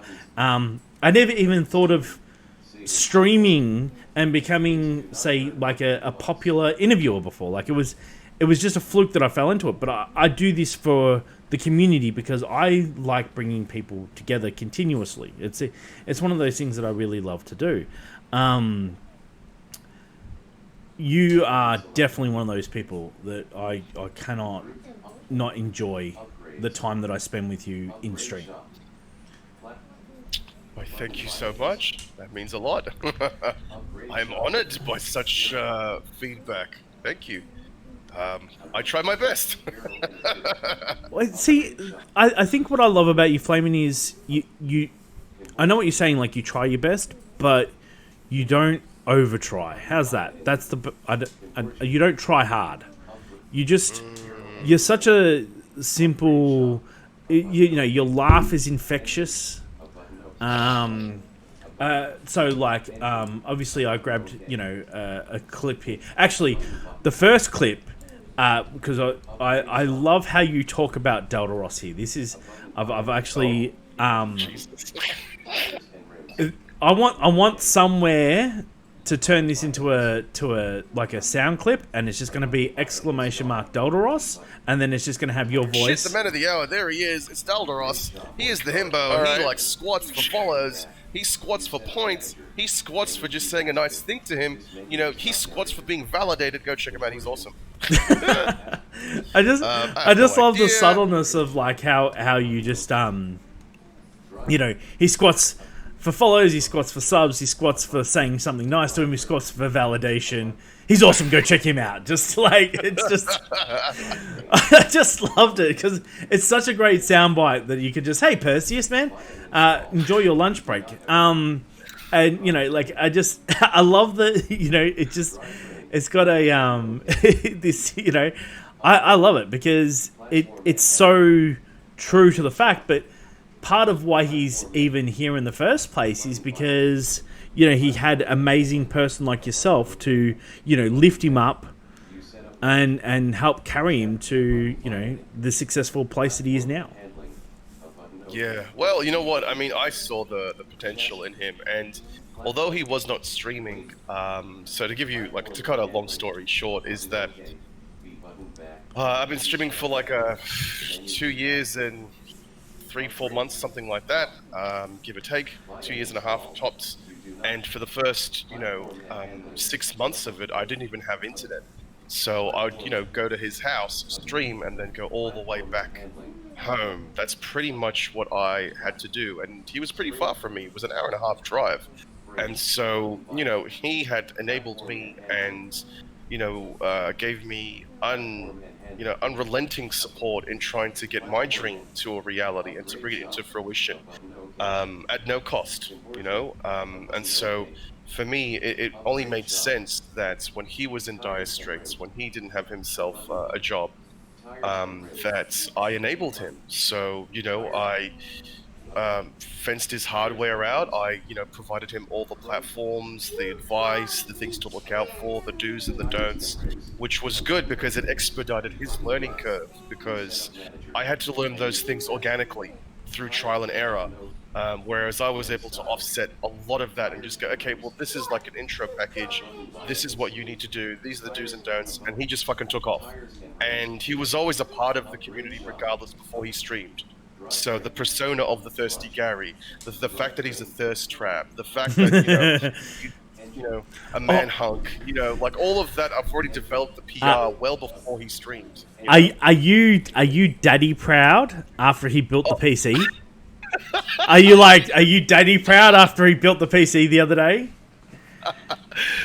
Yes, I was, but also I was daddy concerned. I was watching it going, no, and then he's like, no, Vimesy, that's right, and I'm like, but your SATA cables are underneath your graphics card. He's like, it's all easy. I do have a question. I'll have to ask him this later. But no, and he's saying, you still continue to help him, and he loves you. I laugh because I think that, when I think of the combination of you two and, what you guys bring both, individually and together, you were playing, is it Sanitary? Sanctuary? What, the game where you do the engineering? Oh, Satisfactory. Satisfactory. You were playing Yes. Satisfactory, and there was this purple liquid, and I reckon in 1 hour you said Deltaros jizz like 150 times. Like, Well, you know. Well, look, it said heavy oil residue, okay? So I just put two and two together, okay? Like this purple. I like that suit.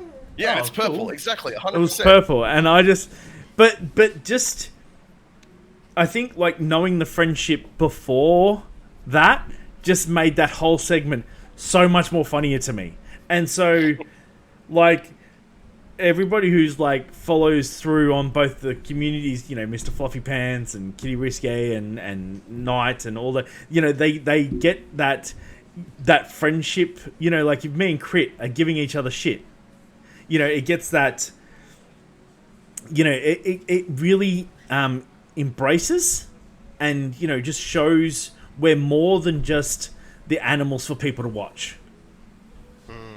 Yeah, that's right. I mean, like I've said to you before, Daldaros and I, we go way back. We've been through thick and thin, and yeah, we've reached that level of friendship that we quite literally talk shit about each other. And for the people, I mean, there are some people on my channel that have never met Daldaros, that have never spoken to Daldaros, they haven't even checked out his channel, but they know of him. They know very well of what he is, and the picture that I've painted might be not necessarily realistic, but it's certainly entertaining to see. How did that not hit you? Oh my god. Now, I know you were streaming, so just out of curiosity, you didn't have a chance to catch the start of the show, did you? Sadly, no. The only thing I was able to catch was maybe like 15 minutes beforehand with Kitty, but I could not hear, sadly. I could only see. I only had a visual reference, and that's about it. You know how crazy it is, right? Oh yeah, no, I get it. What I don't know if you know, but Crit Happens did an ad recently, and Night Shepherd pointed it out. If you can see the stream, I'm just gonna log it on over, and right. So Crit Happens is in the Subway ad. Have you seen this Can you footage? try and walk it with? No. No, I can't. Oh my god. Right, now. Right? The So, hell? so this is the new Subway ad, and in this, Night Shepherd out of nowhere just posted this clip and said, "Oh my god, Crit is in this. Why is he not? Why has he not told us?" You know, it's the man is just kicking goals. You know, working for Subway. You know, like he's getting his free sub on. I'm pretty sure that's not him. I mean, it's a good likeness. I'll give him that much. I mean, if we really want to, like, did you know that there's a non-ginger Crit as well? His name is Kratos. And he did this thing with this boy. He got Father of the Year. I'm not sure if you've ever heard of that. You cosplayed as a non-ginger Crit once. You know? Did you know that? No idea who you're talking okay. about. No No, idea. really? Okay. So I shouldn't link the photos. Okay, cool. I'll just move right along. Okay, cool. So, too funny. as you keep moving forward and you're kicking all these goals and the people here, whether they be lurking, loving, or, you know, just enjoying, you know, where you are, what's sort of the future now? Because, dude, you had an amazing sub war going the other day while you were playing Raft. I think you got, what, 160 subs out of that day or something? Something like that, yeah. It's pretty crazy. I just remember when the level 5 hype train hit and you're just like, your face just went to this mangulated dumbness, like, what am I supposed to say here? Thanks for the level 5. Like, it was just funny. Yeah, I definitely got broken at that stage. I have my moments, chat. So it's just sometimes so hard to wrap my head around the sheer concept of me getting, you know, monetary value, like monetary gain, from literally me just talking, laughing, expressing myself, things that I would normally do as a gamer anyway. So the fact that I get that is such a, I don't know, yeah, even like right now I'm having problems talking about it. It just feels very foreign, like it feels like I don't deserve it. And people say to me, no, you so deserve it. You deserve more. We're here to support you. We love you. And I'm like, look, I appreciate it, but sometimes I feel like I just don't deserve all this. And the fact that they decide to give it to me, God love them. Like, oh my God, here we go. My chat just slapped me with a bit. Oh, look at that kitty. Kitty Risque, thank you for those 100 biddies to Flame and Scott. Yeah, thank you. Oh, goodness. Yeah, so Kitty was actually the contender there. She was one of them. Oh, yeah. In that war. I laughed because I believe there was a moment where she went off to have a shower, and then there was a couple of subs dropped, and there was like, haha, I'm in front of Kitty, and Kitty just happened to just come out of the shower and be like, no, you're not. I know, right? Or even like the other day, she was like, who took my #1 pedestal? How dare they? Some to get back on top. Oh my God, what have I started? The bits are coming. Look what you've done, Vimesy. I haven't done God. anything. I'm innocent. I would never do anything. I would never do anything. So yeah, no, like, what's the future of? Oh my God, she even with the 400 biddies, love it. So what's the future? The next sort of like, once you know, like, you're assessing each at the sort of, I guess, the start or the end of each month where you're at and where you're going. What are you going to be like looking at, sort of, you know, in the same way of Deltaros, you know, signing with someone for like an OCE, you know, area, or are you going to, you know, head towards more of a, you know, Twitch? Crit happened, cheered one bit. Thank you, Crit. Very good question. And right now, I guess it's been a case of providing the content, bringing the portfolio with as much different and diverse, you know, pathways. But then it's going to be quite important to know that the Flaming Scott did not start with just the stream. It will not end with just the stream. The stream is nothing more than just an enabler for the community to be able to get the very best out of me and at the best of themselves. Yeah, that's the crucial thing. So if it does end up being that for us to continue that evolution, it does go into another avenue, whether it does consist of joining, you know, some kind of a team of some kind, a sponsorship scheme, anything like that. But it's going to always have to go back to the values that were conceived from the get-go. So if it doesn't fall in line with the values that we have as a community and as the Flaming Scott brand, then it's not going to happen, right? So hypothetically, if Razor was to approach me, I would say, there's the door. You know, just keep on marching, for example. So, you know, it's quite crucial to ensure that we don't do the quote-unquote sellout, yeah? So, but yeah, continue to grow, continue to expand on what we currently have to be able to continue to enable the enrichment of myself as well as others. That's always going to be it. Whatever shape it takes, you know, that's going to be always the important thing. Now, you've got a couple of, like, in your chat, you've got tell me a random fact with your channel points. You've got, you know, let's talk about astronomy, you know, stream my next game, you know, IT support, you know, ask me an IT question, all these sorts of stuff. But more importantly, 600,000 points have been raised for you to play Fortnite. Fuck. Yes. Right? When are we going to get to see Flame and Scott joining these tweebs and start playing some Fortnite? Tomorrow? Yeah, it's scheduled for tomorrow.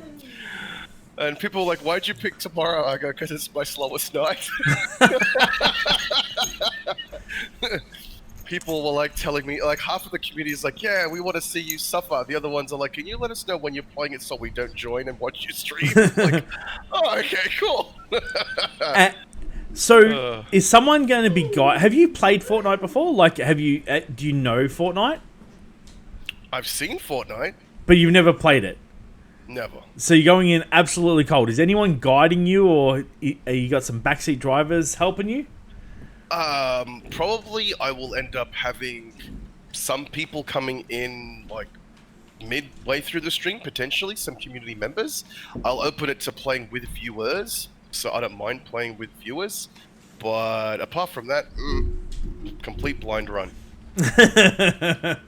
And how do you think you're going to go in the world of Fortnite?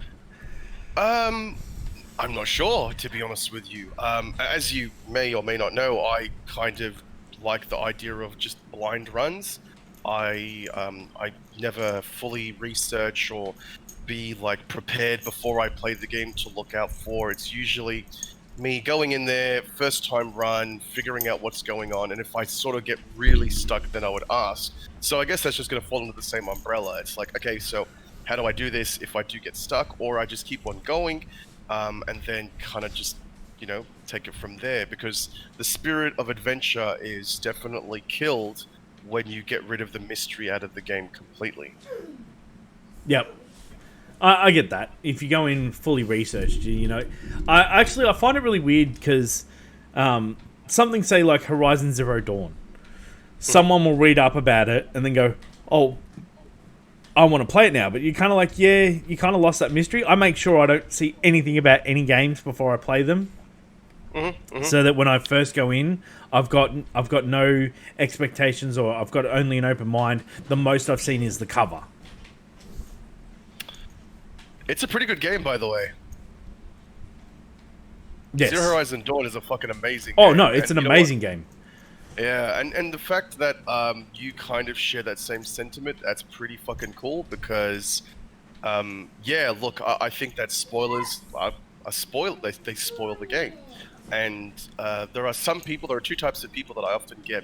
There are people which want to actively backseat and engage, and if you don't provide them that, they move on. But then the vast majority of the people that I have managed to get into the channel, they want to see how I deal with whatever situation. So the clear example is I've clocked in so many hours of Satisfactory.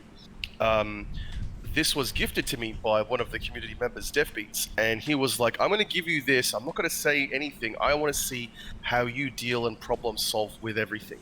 And he was very happy. He was like, "I'm glad that you've done all this. I'm glad that you figured it out. It was nice to see you evolve into those various stages from your beginner, intermediate to advanced concepts. And you've done you've done everything that I did but better."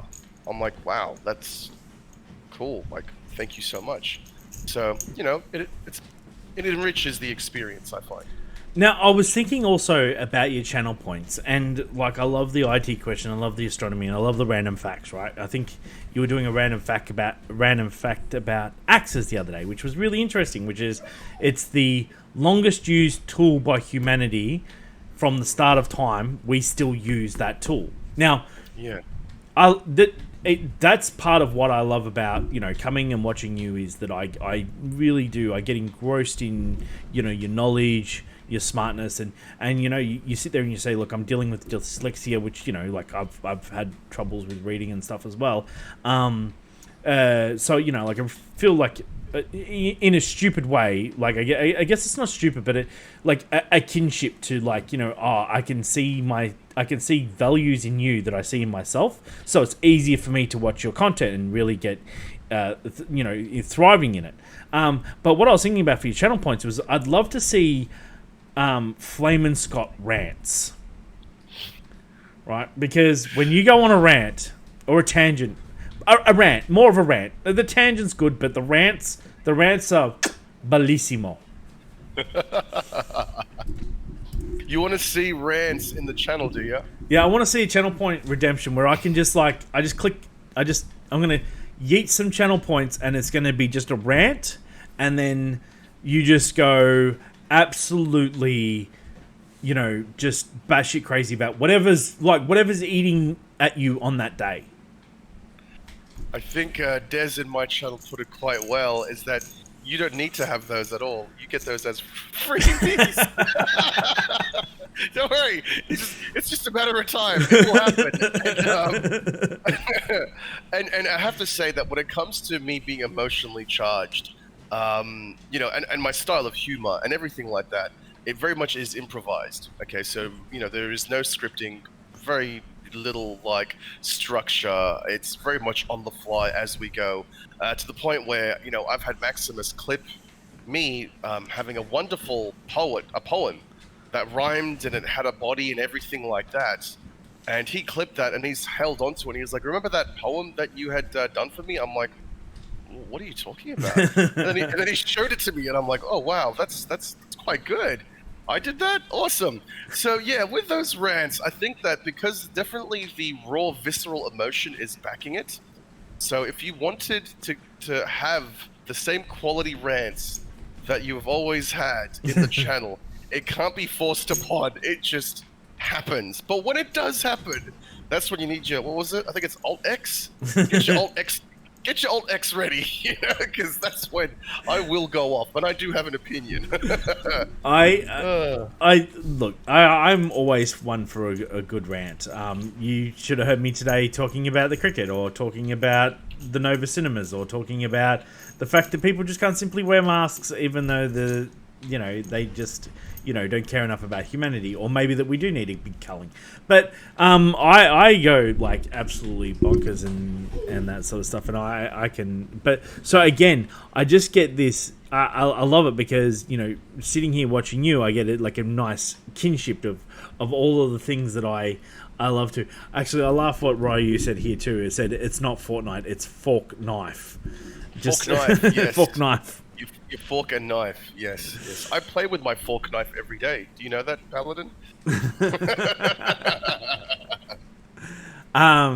So like I really think it's I think there's so many great aspects. I'm one to be sitting here like while I'm working with GPU and sort of, I gotta say, the Vimesy sort of channel at the moment is sort of taking a backseat to me wanting to make this successful.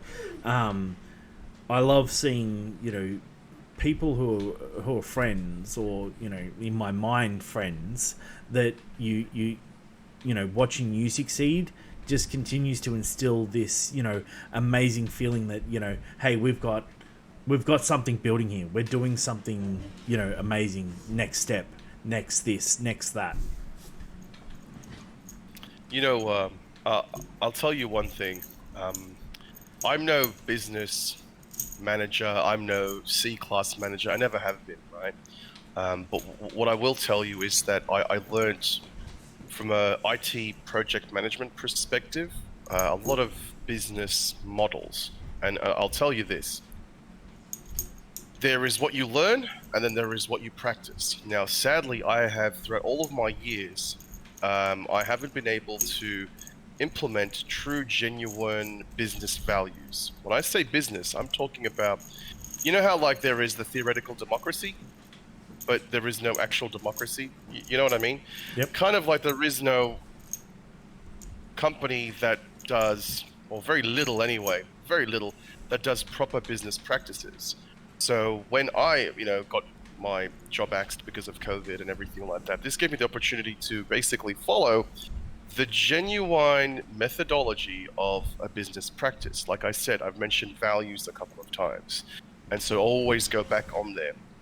And, saying no to financial gains, to always hone in back to the values, which no company would ever do, right?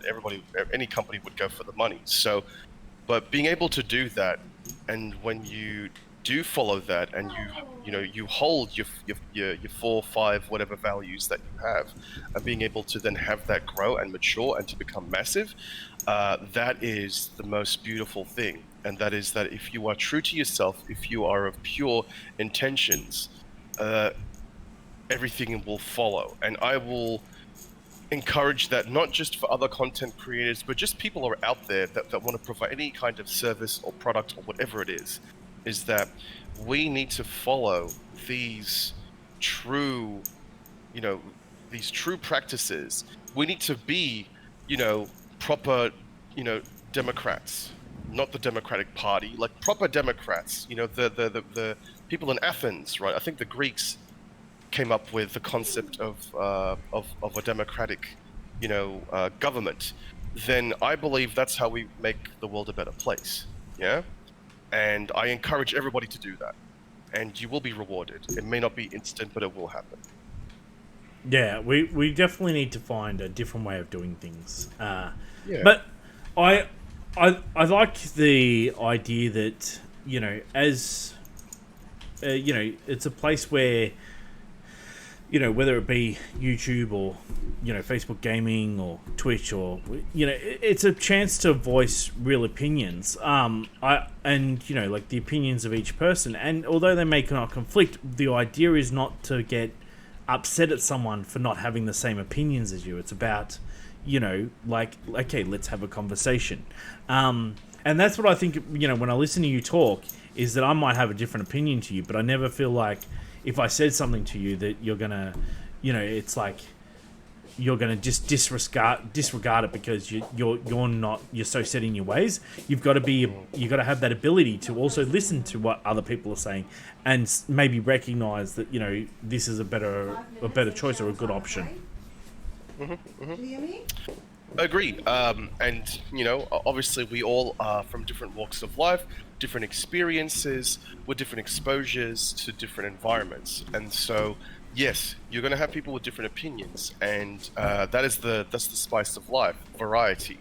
And for me, whenever I am approached with something that, you know, may not necessarily I agree with, or it doesn't quite make sense, I will always offer up, you know, most of the times is, okay, well, can you provide me some peer-reviewed, you know, study or a clinical trial, or, like, you know, provide me something or give me something so I can go by. And so that's what's really awesome, is that, you know, having these different ideas coming into the channel and then being able to give you that feeling to think, rethink, or to feel, you know, is a lot of value, because then I then get to mature and grow as a person, as well as then the information that I have has been able to inspire and to encourage for people to think. And I always give this as a statement. I go, look, this is where I got my information from. This is how long ago it was. Maybe it's no longer relevant, because despite all the information that I have in my brain, it is but a drop in this vast ocean of information. And my only regret is that I don't have enough years in my life to be able to learn it all. I do not have enough days on this planet to be able to play all the games that I want. Ooh. You know, but yeah, but you know what? I mean, that's what makes life so beautiful. And so let's move those, you know, let's pass those torches forward, and let's try to, you know, bring humanity forward as best as we can. All right, I got a question for you. You just made me think of a question. Go ahead. Would immortality hinder or improve humanity? Depends on what aspect, I'd think. So, in certain regards, it would improve, because the life cycle then of the human will increase, because of that the organic pool of experience and knowledge will be stored in a system longer. So logically, the information is great, but then you have to look at the value and morality aspect. So from a logical side, yes, it would. But from another side, which is morale, and which is you start looking at the metaphysical component, and, you know, the spiritual component of what it is to be a human, that will most likely then change. As in, you may not end up with something that you can then identify as human by the end of it. Yeah? Yeah. This goes, and we've had a few chats about this with the cyberization. I'm not sure in the last time that we had our talk when we spoke about cyberization. We did. It banks off that. So no longer will you be transmitting. So the whole classic concept of I send a human being, you know, a carbon-based life form to space, they come back, they're now riddled with cancer and, you know, muscle dystrophy, all that sort of shit, right? So rather than go down that path, how about we just, you know, emit that organic part, get a more robust, you know, infrastructure where it has the abilities to process the amount of variables that we have, or if not more, and then send that across. So send the thought to another planet and then come back. But then the identity of being human will then change. How will it impact us? How will we feel? It's a bit of a tough cookie to crack, that one. Oh, look, it's always, and again, this is part of what I love about your channel and love about, talking with you, is that, I am always going to find myself, listening, edge of my seat, and I love, your knowledge and intelligence. I mean, I've always thought of that question: how many generations of humans being bred in space before we could actually tolerate space? Are we not meant to go to space because without engineering and without the confinements of the technology we make for ourselves, are we actually just not meant to be in space? Could we breed our way to being in space? Well, it's a pretty good question, actually, and there is a one-way path. Okay, so us as an organic, species, which is carbon-based, a terrestrial, Terran-based life form, there is only one way, and the one way is less. When I say less, so we are subjected to approximately 1 g with the gravitational pull that we have on Earth. Now, you can very easily and successfully, without too much issues, go to a planet which is smaller, for example Mars, and you can terraform it and do all that sort of jazz. Great. But then that's it. You then very quickly and very rapidly become accustomed to that, and you will not be able to then, we look at bone density, metabolic rates, the structure of the body will change. You will then not be able to go back to Earth, because it will be basically like subjecting you to having more gravitational force on your body, and you'll just end up choking to death and dying. Like a whale ends up being beached, has only a limited period of time until they get exhausted and then they die, you'll expire, same sort of thing. So if you wanted to live in space, that is cool. Just make sure you stay there, and we don't know 100% about the birth cycle in space. That's the only clencher right there. Okay. What do you mean the birth cycle? Well, we need gravity to make a baby. Kind of like mycelia requires gravity to know which way is up and which way is down.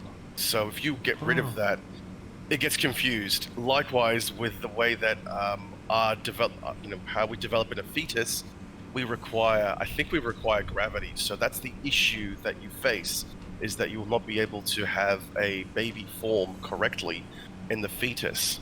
So there's centrifugal technologies which they are kind of looking at to be able to become a space race. But I think that's going to be quite a few generations' time conversation, assuming that we haven't obliterated ourselves. Assuming that doesn't happen. But yeah, that's pretty much what's going to be on the plate for us to figure out. See, and I think that actually Elon Musk got named the richest man in the world. He did, yeah. Because of his 10% shares in SpaceX. Now, he's been promising to bring world internet, right, where we could actually play with people in America at the same speed that we would be able to play with someone, next door to our house, right? When the hell is that coming? I want to be able to play with my friends in America. I know. When will that happen?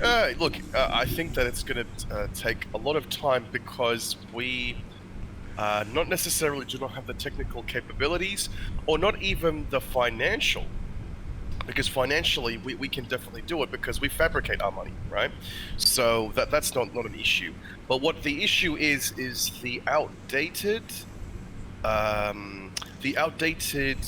business, the outdated corporate model that we are currently using, which was first birthed at the Industrial Revolution. So until that then gets updated, firmware, IRL firmware update on that one, we will not have these visionary statements, because as wonderful as Elon is, he is definitely on the higher bandwidth of the apex of humans, right? Yep. So the issue with that is that there's a lot of detachment. The actual implementation of such a thing will require a lot of the ego, so the egos to be dropped, right? So when I say egos to be dropped, as in, well, wait, that's my line, that's my land, that's mine. Like, Yep. until the concepts of country, state, province, until those become more like earthling, earth dweller, a person or creature from earth, then when that dialogue begins to update, when our language and all that sort of updates, and it's getting there, then will we have that.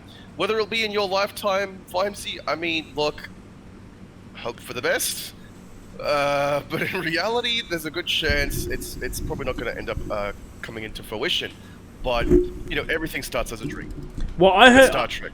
I heard of a really interesting thing, and it spoke to me on a level as a parent, because you know I have to deal with this as well. But autism is actually humanity evolving. It's not actually, like, at the moment it's currently not always but with children who breed who have autism, there's a chance that it's going to correct itself, as long as they're not, you know, breeding with other people who have autism. But there's a chance that could start unlocking, you know, brain power, because, you know, part of autism is that, you know, like, it's only unlocking a certain percentage of the brain, which can make them, you know, like, really good at only one subject, or one really good at math, really good at this, really good at science, you know, one sort of thing. Like my son's high functioning autistic, but like, it's interesting to think about, like, is this the way that we're, you know, again, that breeding in space, is this a way that we're, you know, do we make smarter humans, or that sort of stuff? Is autism, like, do you reckon that autism could potentially be in an evolution? That's a really big one right there. So it's definitely a hot topic, what you've said. And although we have not, in the world of genetics and genetic research, we have not had at the moment any definitive proof at this stage that there is this kind of link. And this was a study, by the way, which I read a while ago, which had things such as not just autism, but also things like sexual orientation and stuff like that, right? So it's like, is this the kind of natural, is this the natural genetic expressions that we are facing due to the environments that we are in, right? There was no yay or nay on that one. It proved to be inconclusive, and autism was one of those things. Although it definitely does make kind of sense. You go, well, look, we are now so far detached from the primal requirements on how to use, you know, things like cortisone, you know, the stress hormone, and then we're getting things like depression, anxiety, because we have rapidly come out of the environment that we were in such a short period of time. Whether there is now a direct link, not just yet. But what really is interesting is looking at autism for what it is. Because, yeah, high-functioning autism is really is a fascinating science. Then you look at, obviously, your savants, where they are just that, but extreme, you know, a very, very acute case of these, where you would find people that have problems doing day-to-day tasks, but then are able to replicate an image up to 80 to 90+% accuracy after just seeing it once. What we definitely need to look at is how we are going to remeasure the productivity metric. And again, it goes back to our outdated, you know, view of capitalism, the way that companies work. So how we remeasure productivity, and how we can then have key individualized motivators to be able to bring out the most in every individual. Because I, for one, I'm a bit of a romantic, a hopeless romantic, to say that there is value in every human being that is on this earth. And the fact that we as a society, it is our duty to bring that out of everybody. And they will then feel enriched, and they will feel happy, and they will have a sense of purpose and all that, you know, whereas a lot of the times you get lost in the system, you get branded a label, and that it ends up becoming a hindrance, where in actual fact it is a opportunity. It's just a matter of us as a species gauging those and asking the right questions and putting an infrastructure that can suit. Yeah. Oh, look, because I have a child who you would say, and I know that this is a term that people don't like to say, but basically I have one child who is normal and then one child who is autistic, and there are very distinct differences and that sort of stuff in the way that they act and talk, and with my son, because of the work that was done in the generations before his birth, when I didn't walk into this going, oh my god, my kid's not normal, shun him, let's put him in a cupboard, let's not help him develop. Is that I'm trying to give him the tools to navigate through what's going to be his future, and as he's matured, you can see things changing, and just something as simple as Forza Horizon on the Xbox. It taught him about economy. It taught him about not being able to get things. It taught him about driving. It taught him all of these actual aspects that I don't think that I could have conveyed, no matter how much I tried to talk to him. It was almost like this electronic medium could educate him better than I could. Well, look, this is good. So you are using the tools that are made available to you to be able to bring those mechanics, those things out of your son, and that's really good. And you should continue to do that, and to obviously continually gauge that feedback and obtain this, because what you're doing is you are providing so many different things. Like you're providing an antidepressant, you're providing a tool to help against anxiety, you're providing a sense of self, a sense of worth, like all these things. So, you are literally picking up any other kind of tool, a screwdriver, a hammer, or whatever it is, to be able to get a job done. And so we, as humans, we use tools, and so obviously the more broader spectrum of tools you have, then it will give you the higher opportunity, and thank goodness you're in this position to be able to do it, and to continue to see him progress, and for him to remap the electric signals that's going in his brain, right? So good on you. Yeah. Well, look, like I said, it's been a fascinating subject to me. Now, look, dude, you and me, I think that I'm going to have a Vimesy show that's 3 hours long. That's just Flame Scott and Vimesy contemplating the world and talking, and just we're going to have we're just going to have some of the best in-depth conversations that we could ever imagine. But unfortunately, I am going to have to run because I do have another guest, and I am super excited for this. I have Super Bolly coming on. All right. Awesome. And I am super pumped for this. This is really going to be super exciting. I can't wait to chat with her. But Flamin, I will obviously be in your chat. I will obviously be around, if not lurking. Your conversations, your future. I can't wait to see how you grow. You are a champion, and I just hope that I get to get a little bit of that rub of your life. Well, thank you very much. It's been a pleasure to be on the show. Thank you very much for having me. As always, I'm more than happy to spread the love, spread the vibes, and to continue to add value wherever I potentially can. Well, have a great time, and I will talk to you later, mate. Will do. All the best.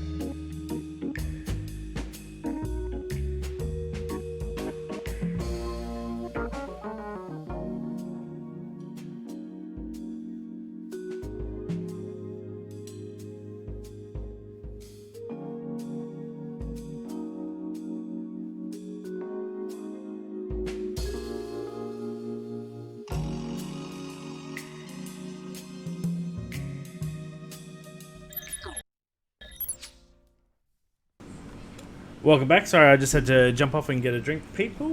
Welcome, Super Bolly! Hello. Thanks Ha- for having me. I am so excited. So very excited. I was wrapped when I love doing that where I just like bomb in someone's like chat. I'm like, hey, what you doing on Monday? Guess what? You're coming on the Vimesy Show. And thank you so much for agreeing to come on. And Fallon, thank you so much for that follow as well while I was on that BRV screen. Now, Super Bolly, a lot of people here, I hope, and I will reiterate, you're the better half of Deltaros. But enough about him. That's in the past, right? That's in the past. I would love to get to know a bit more about yourself. Now, I've watched you play Ghostbusters. Yes. And video gaming and that sort of stuff. What is your video gaming background, strengths? I'd love to know a bit more about because all I've seen you play is Ghostbusters. Sure. Well, look, I actually don't play that much at the moment. I've gone through periods where I used to play Mass Effect and Gears of War and Fable were my first sort of loves on an Xbox 360. That's no longer with us. Actually, before that, when I was a kid, I played things like Super Mario and Pod Racing, the Star Wars Pod Racing game. But these days, I pretty much play Stardew Valley and My Time in Porsche, which are just sort of farming and carpentry games. Now that there's an extra computer around the house, does that mean that Super Bolly now has a PC? I had a PC up until last week. She actually died just before Dow's did. But I don't have the so for Dow, it's his the computer is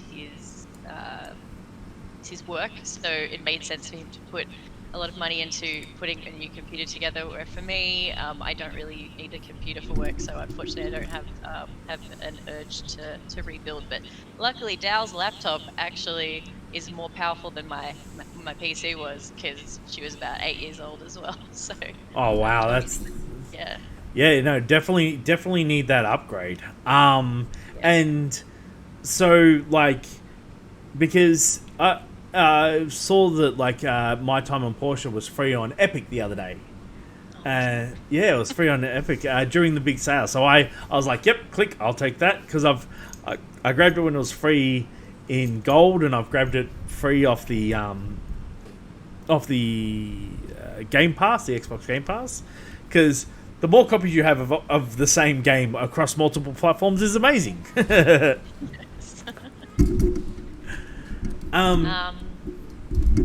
I was gonna say, when you do your pod racing or any of your sort of controller based games, do you like crushing your opponent into the ground with defeat? Oh, I'm trying to think. A game that I do very much enjoy doing that is Injustice, which is basically Mortal Kombat, but with DC superheroes, which I very much enjoy. Who do I like playing? I like playing Catwoman and Harlequin, because they've got good reach and they're very athletic. You are a big DC fan, from what I understand, or just all superheroes? I mean, you'd think so, considering my name's Super Bolly. I guess I like all of the Batman films, but sorry, I should rephrase that. I like the Michael Keaton Batman films, he's my Batman, Michael Keaton. And I did recently watch all of the new DC films during lockdown. I watched all of the DC films and all of the Marvel films, which was intense. I watched all the Marvel films, which is 25 films over 2 weeks. It's pretty hectic. So you like your tally then? You're a real tally person. Tally. Like watching the telly. Oh, telly. That's right. Sorry. That's all right. It's okay. I talk English. I promise I talk English. Yeah, no, I do. I mean, look, most of the time when Dal is on his computer in the other room, I'm on the TV, either watching a TV show or movies. Like the last few days, like the last week, I've been watching all the Star Wars films. So the first trilogy, then the prequels, and then the most recent trilogy. Yeah, I'm a big, probably like if people ask me what's it like, how am I a nerd, because I describe myself as a nerd, I think my biggest nerdism is movies. And you know what? And it's a great place to be because you get to enjoy so many different views of whether it be intergalactical worlds or our worlds or just all those sort of things. What's sort of what's the best movie you've watched recently? Not rewatched, but what's the best movie you sort of watched in the last 12 months? I think. Oh wow, that is a tough question, man. Because to be honest, most of the movies that I watch are rewatches. I mean, you could just say Ghostbusters and we're like done. Oh, okay, cool. But yeah, but I have watched Ghostbusters like twice a year since I was 4 years old. Maybe I think we watched it this year. Onward. It's a Pixar film. It was this year because it was supposed to come out at cinema, but it came out on Disney Plus instead. That movie was rough to watch because it's an emotional journey, but it was very, very good. I would recommend watching it, particularly if you've lost a parent. It's an incredibly cathartic experience. I haven't lost a parent, but Dal has, and we watched it together because we needed to hold hands. Actually, we were just snuggling the whole time, crying. But it was a really good film, and I think it's good for kids who've lost a parent too. Well, see, I've lost my parents, so I would probably be all like, why am I watching this? Oh my god, I'm touching myself. But I don't think I could ever watch it again. But once is a really, really good movie. Yeah, that one time that I need that good cry to get it out of your system. That's what you watch. I want to watch. I want to watch Soul. It's the new one that's come out on Disney Plus, but I feel like it's gonna make me cry, so I have to wait till I want to have a good cry, and then I'll watch it.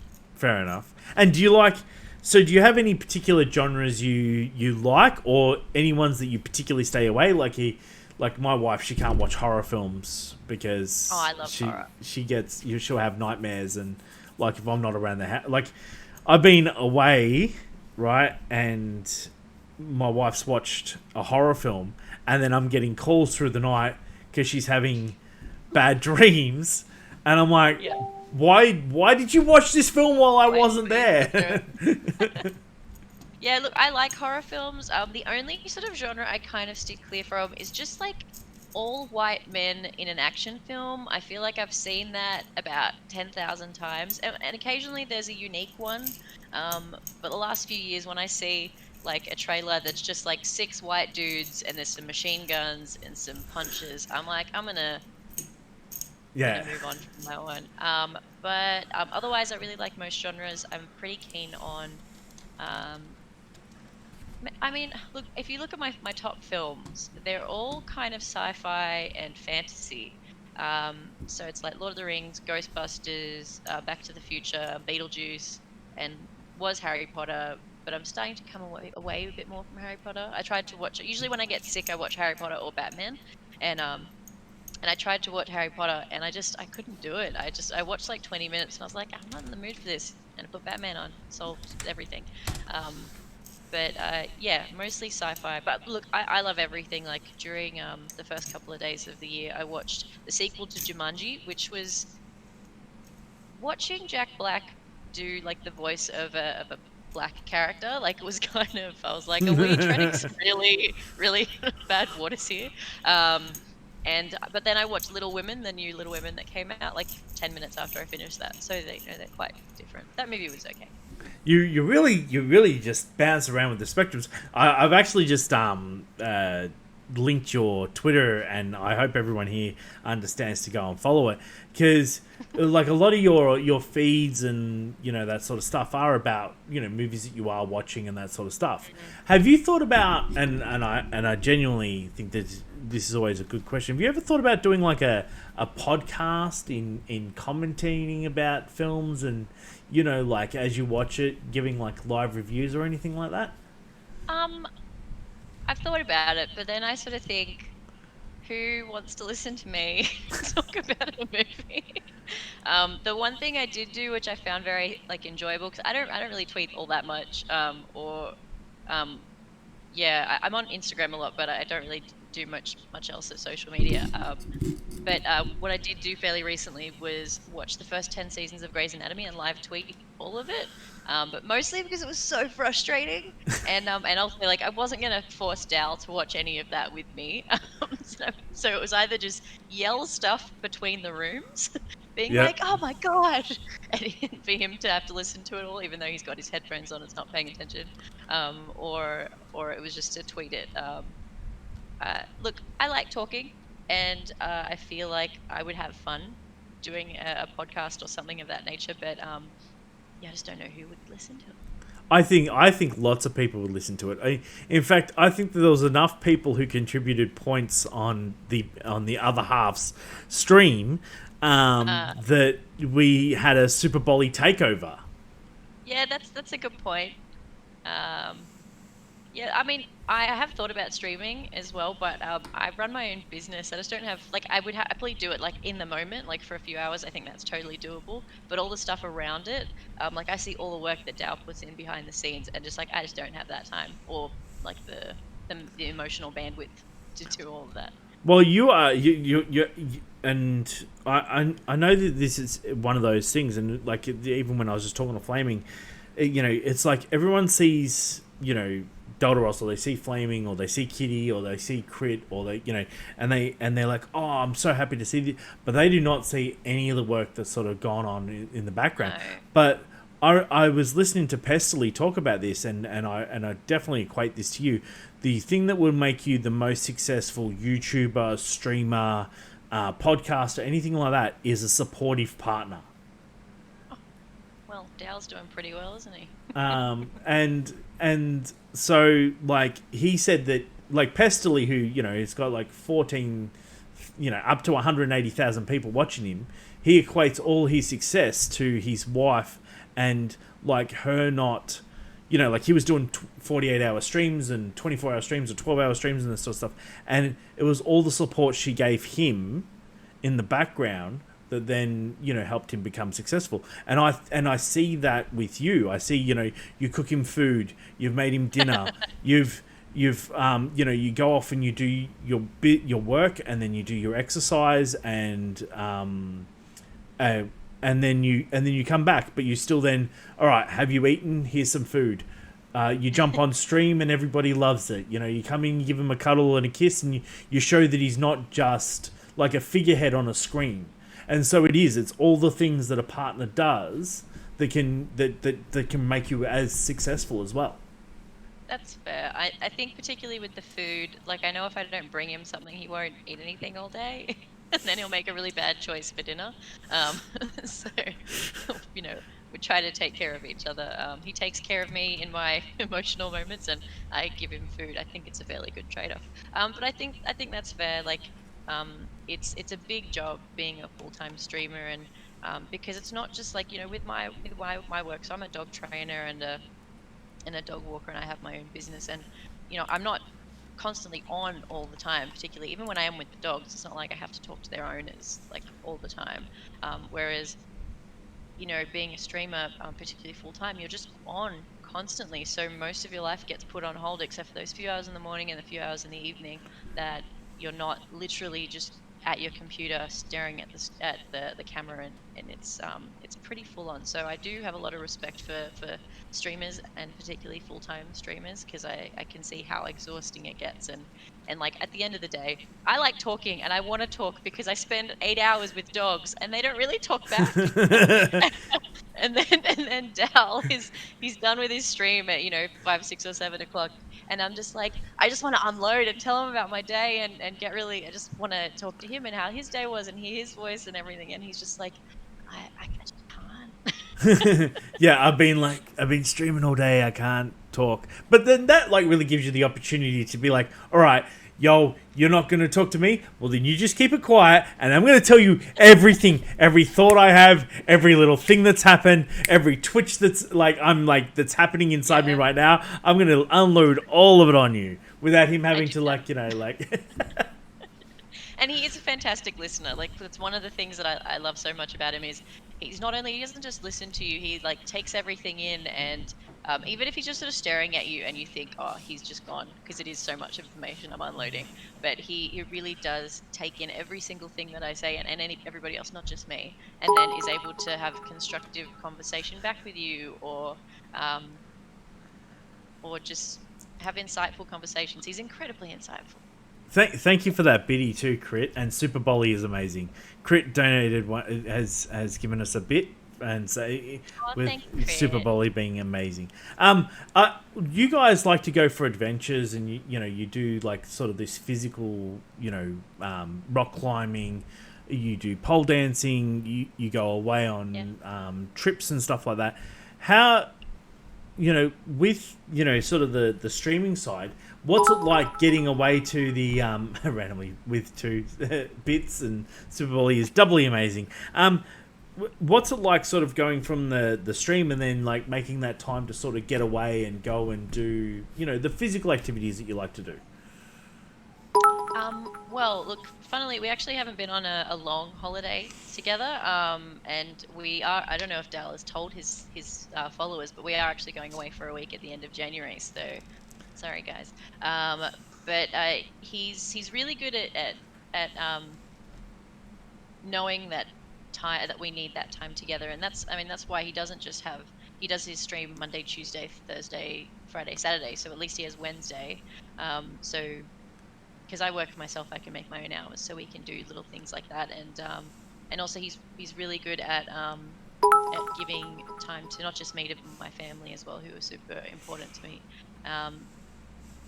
So I don't know, he's just great at figuring out what I need and what we need together, and sometimes honestly I can just say to him, I feel like we haven't spent any time together lately just because I've been busy with work, or you've been busy with stream, can we just have a day together? And he's like, yep, done, no questions asked. He's so wonderful like that, and I guess it is also partly that I'm quite respectful of his space too. I know that we both need it, so it's a nice balance.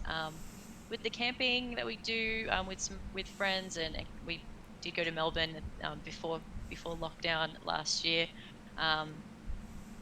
It's good. He's not entirely the same as he is on stream. He's a lot more quiet and pensive, even without being on stream beforehand. Now, you for your physical exercise and that sort of stuff, you do pole dancing. I do, yes.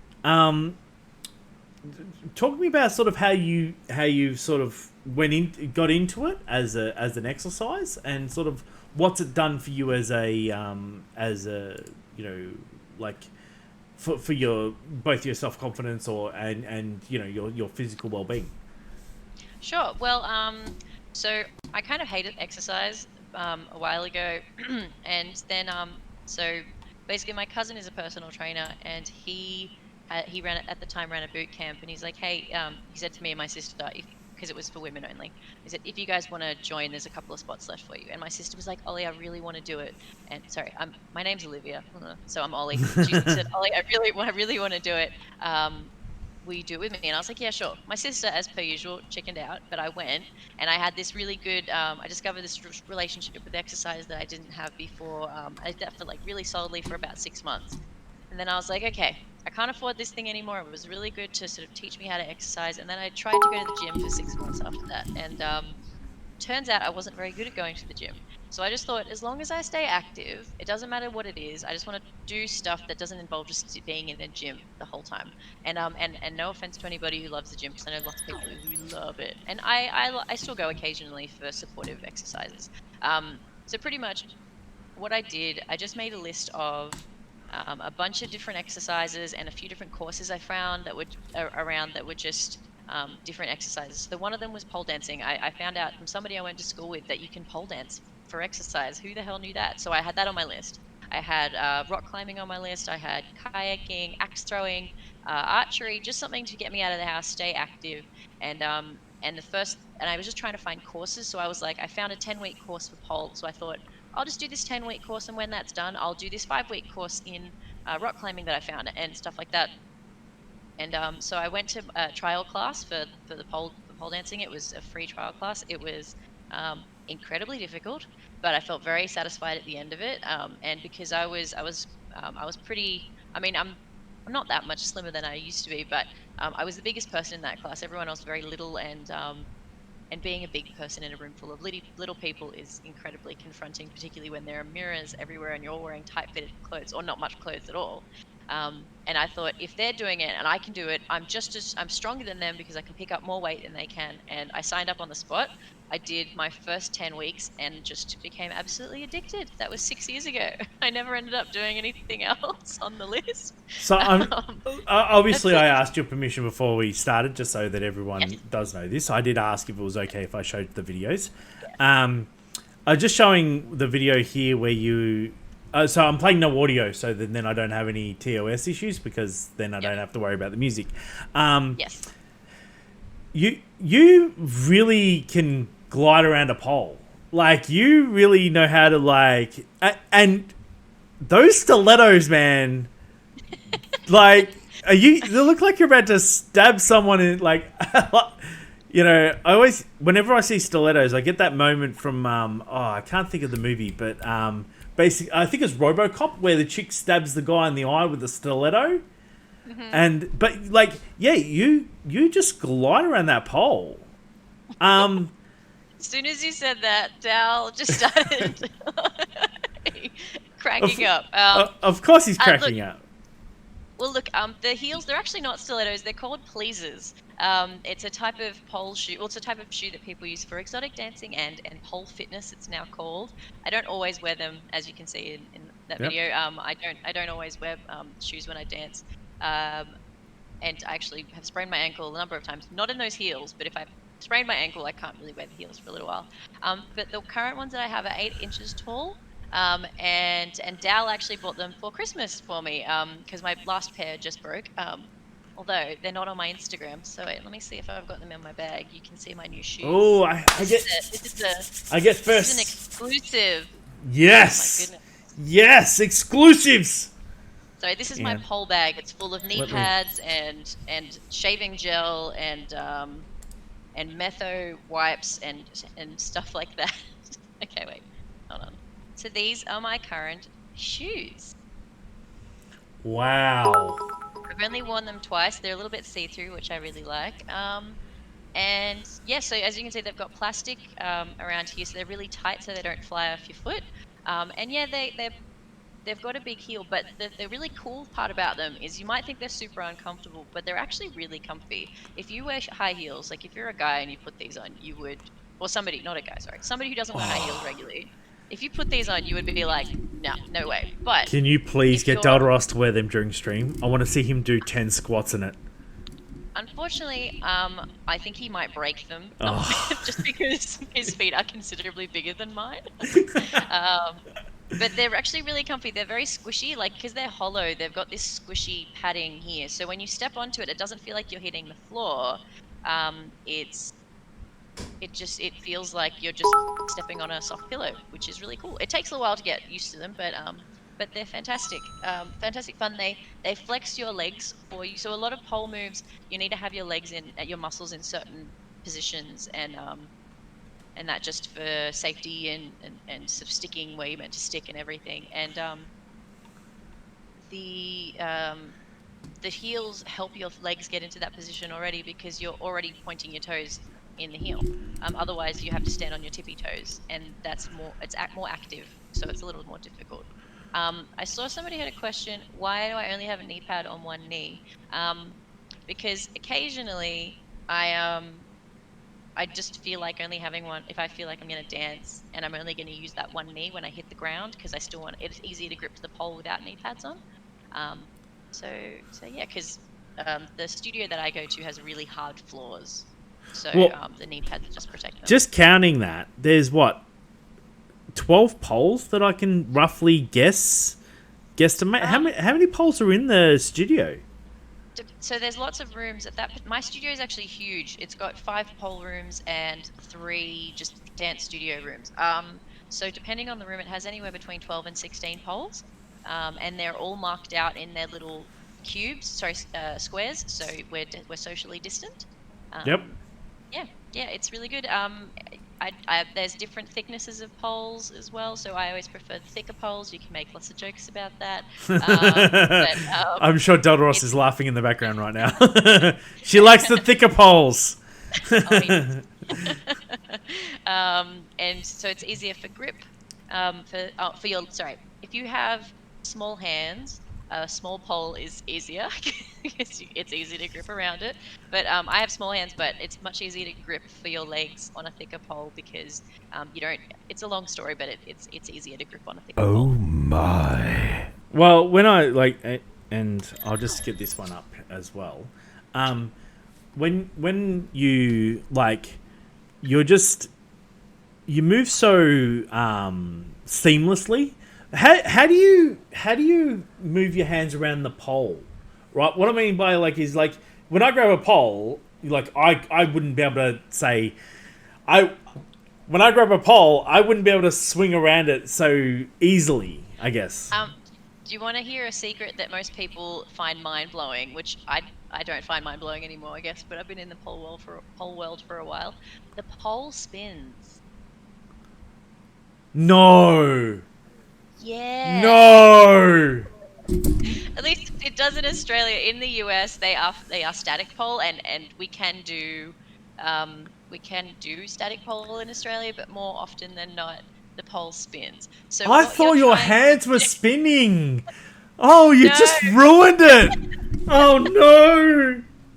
So basically, what you're trying to do is you want to hold the pole, and you want to not let go. Basically, you're not like gliding around it. You are holding onto it for dear life. And static pole is super different. I've tried it once, but I've really hurt my wrist doing it, so I haven't tried it again. So I'm a pretty big chicken. No, I didn't know that the pole spun. I thought the pole was static. You just slightly not as impressive. No, it is because okay, so and a lot of people had a lot of criticisms, and I think that fuck you people.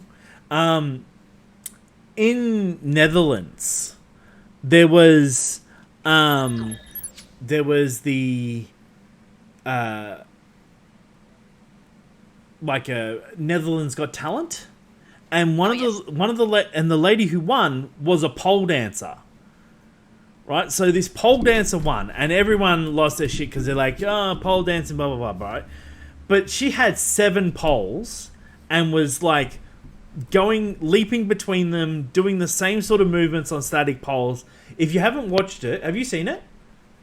No, but I think I know the kind of thing. I've seen, I've watched some competitions. I haven't done one, but it is pretty common practice for them to go from one pole to another, but I've never seen 7 poles. Yeah, I think she was using like she has like a whole bunch around the stage, but she's just moving between the poles. But it was, everyone when they hear pole dancing, they immediately associate it with strippers, and because of like that whole mentality of it. But watching someone who had the skill, and again, even in that last clip, you can see even though the pole's spinning. Oh my god, I didn't know.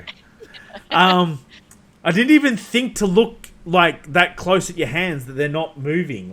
Your hands aren't moving. They're in a static position, and the ball it's totally blown my mind. But you've even when you go horizontal on the pole, it's I know that I couldn't do that. I do not nearly have anywhere near the core strength that I could hold myself in a horizontal position at all, in even the slightest. Look, I mean, it's so many people tell me they want to try pole dancing, and then I'm like, fucking do it. I'll come to the trial, the class with you, the first one, so you have like a buddy. They're like, oh, but I could never do it. I haven't got enough upper body strength. And I'm like, neither did I. I hadn't gone to the gym in 6 months, and I never really worked on my upper body. I always worked on my legs and my abs because those were like the areas I was worried about. So, but yeah, I never did anything like that, and it's you just get better at it. Although I should say, Dal came to he tried it once, and there's a move. So I showed him a couple of moves, and I was like, if you can try to do this, try to do that. And he found a couple of them a little bit difficult, which was quite vindicating for me because he's got massive shoulders. I figured he'd be able to do anything. Then he saw someone from across the room doing this trick. And I was like, well, you can try that, but like I've been trying to do that for 4 years and I haven't been able to do it. And he did it the first time because he has natural upper body strength. And one of my friends who was in the room, she was like, that bloody bastard. Like, did you kick the pole out from underneath him? We're like, oh, look, you should really try this. Whoosh. Sweep the leg. No, I was very impressed and very jealous, but I also know that he couldn't climb the pole. So basically, it's just a simple thing, and it's one of the first things that you learn. And when he tried, he found it so painful because basically it uses a part of your body that you wouldn't normally have pressure on. So yeah, you use your hands, but I'll show you my leg if I can. I won't show my foot. So you use this part of your leg. Yep. So you basically you're putting a lot of pressure on your shin against this brass pole. And while I'm used to it and I don't feel it anymore, he was like, no, can't do that again, never again. So, but you know, your body gets used to it. That's why the moves you learn at certain levels, they get progressively harder and they change in the parts of your body. So when you're first learning, everything is behind the knees and on your hands, right? Then when you go up a bit further, you use upper thighs. I'm sorry, lower in between your thighs, and eventually higher up, you know, towards your groin. And then further up, even then, you can start using the gluteal fold, which is it's the part between, it's like that line between your butt and your thigh. Yeah, between your hamstring and your ass. Yes.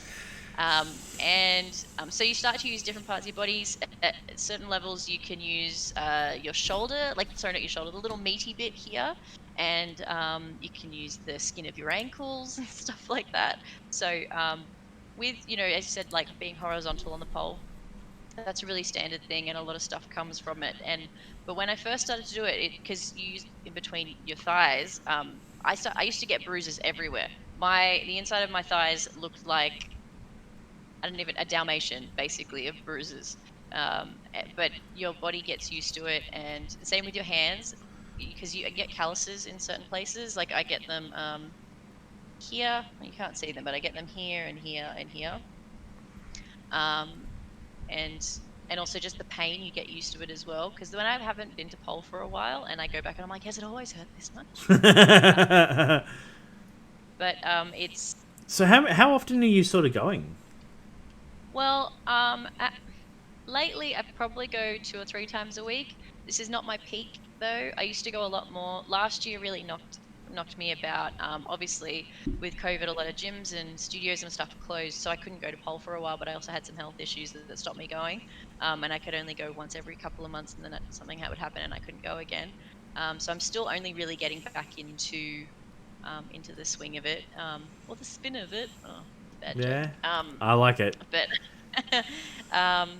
so like, yeah, usually 2 or 3 times a week. But just with work, because I'm getting busier at work, which is a good thing.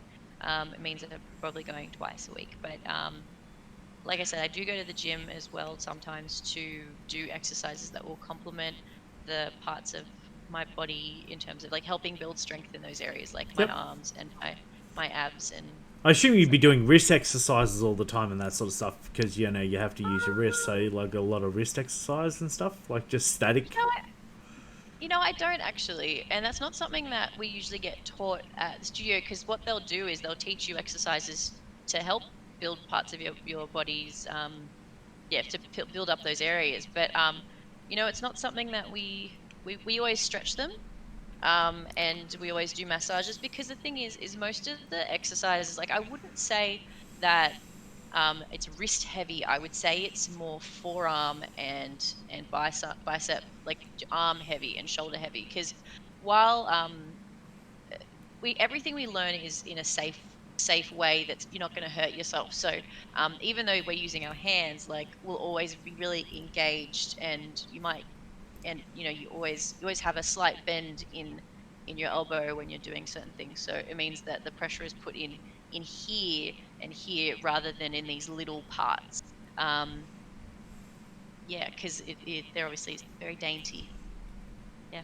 No, look, you know what, and I think that it's amazing because I've seen like these pole studios popping up and that sort of stuff, and it's really cool because it's just another form of exercise, and I think that when you find an exercise that suits you, it's good to stick with it because at least you're doing some physical activity. I know with myself, I'm trying to get myself back into shape and that sort of stuff, and I do a lot of these exercises, and I'm doing a cleanse and all these sorts of things. But like taking a long time and working out what exercise I actually like doing, that was the hard part. I'd be like, because you can't drag yourself to it. And I know what you're saying. Like, I appreciate, you're right. Like, to anyone who does like to do, you can't drag yourself to a gym. If you're not there with someone or have some commitment to it, like dragging yourself to the gym is like one of the most hardest things to do because you're like, oh, I don't want to go there. I'm going to see myself in a mirror. Yeah. Well, with going to the gym, one of the other things is part of being a woman. If I have to think about it, I'm like, do I feel like being in a room full of dudes today?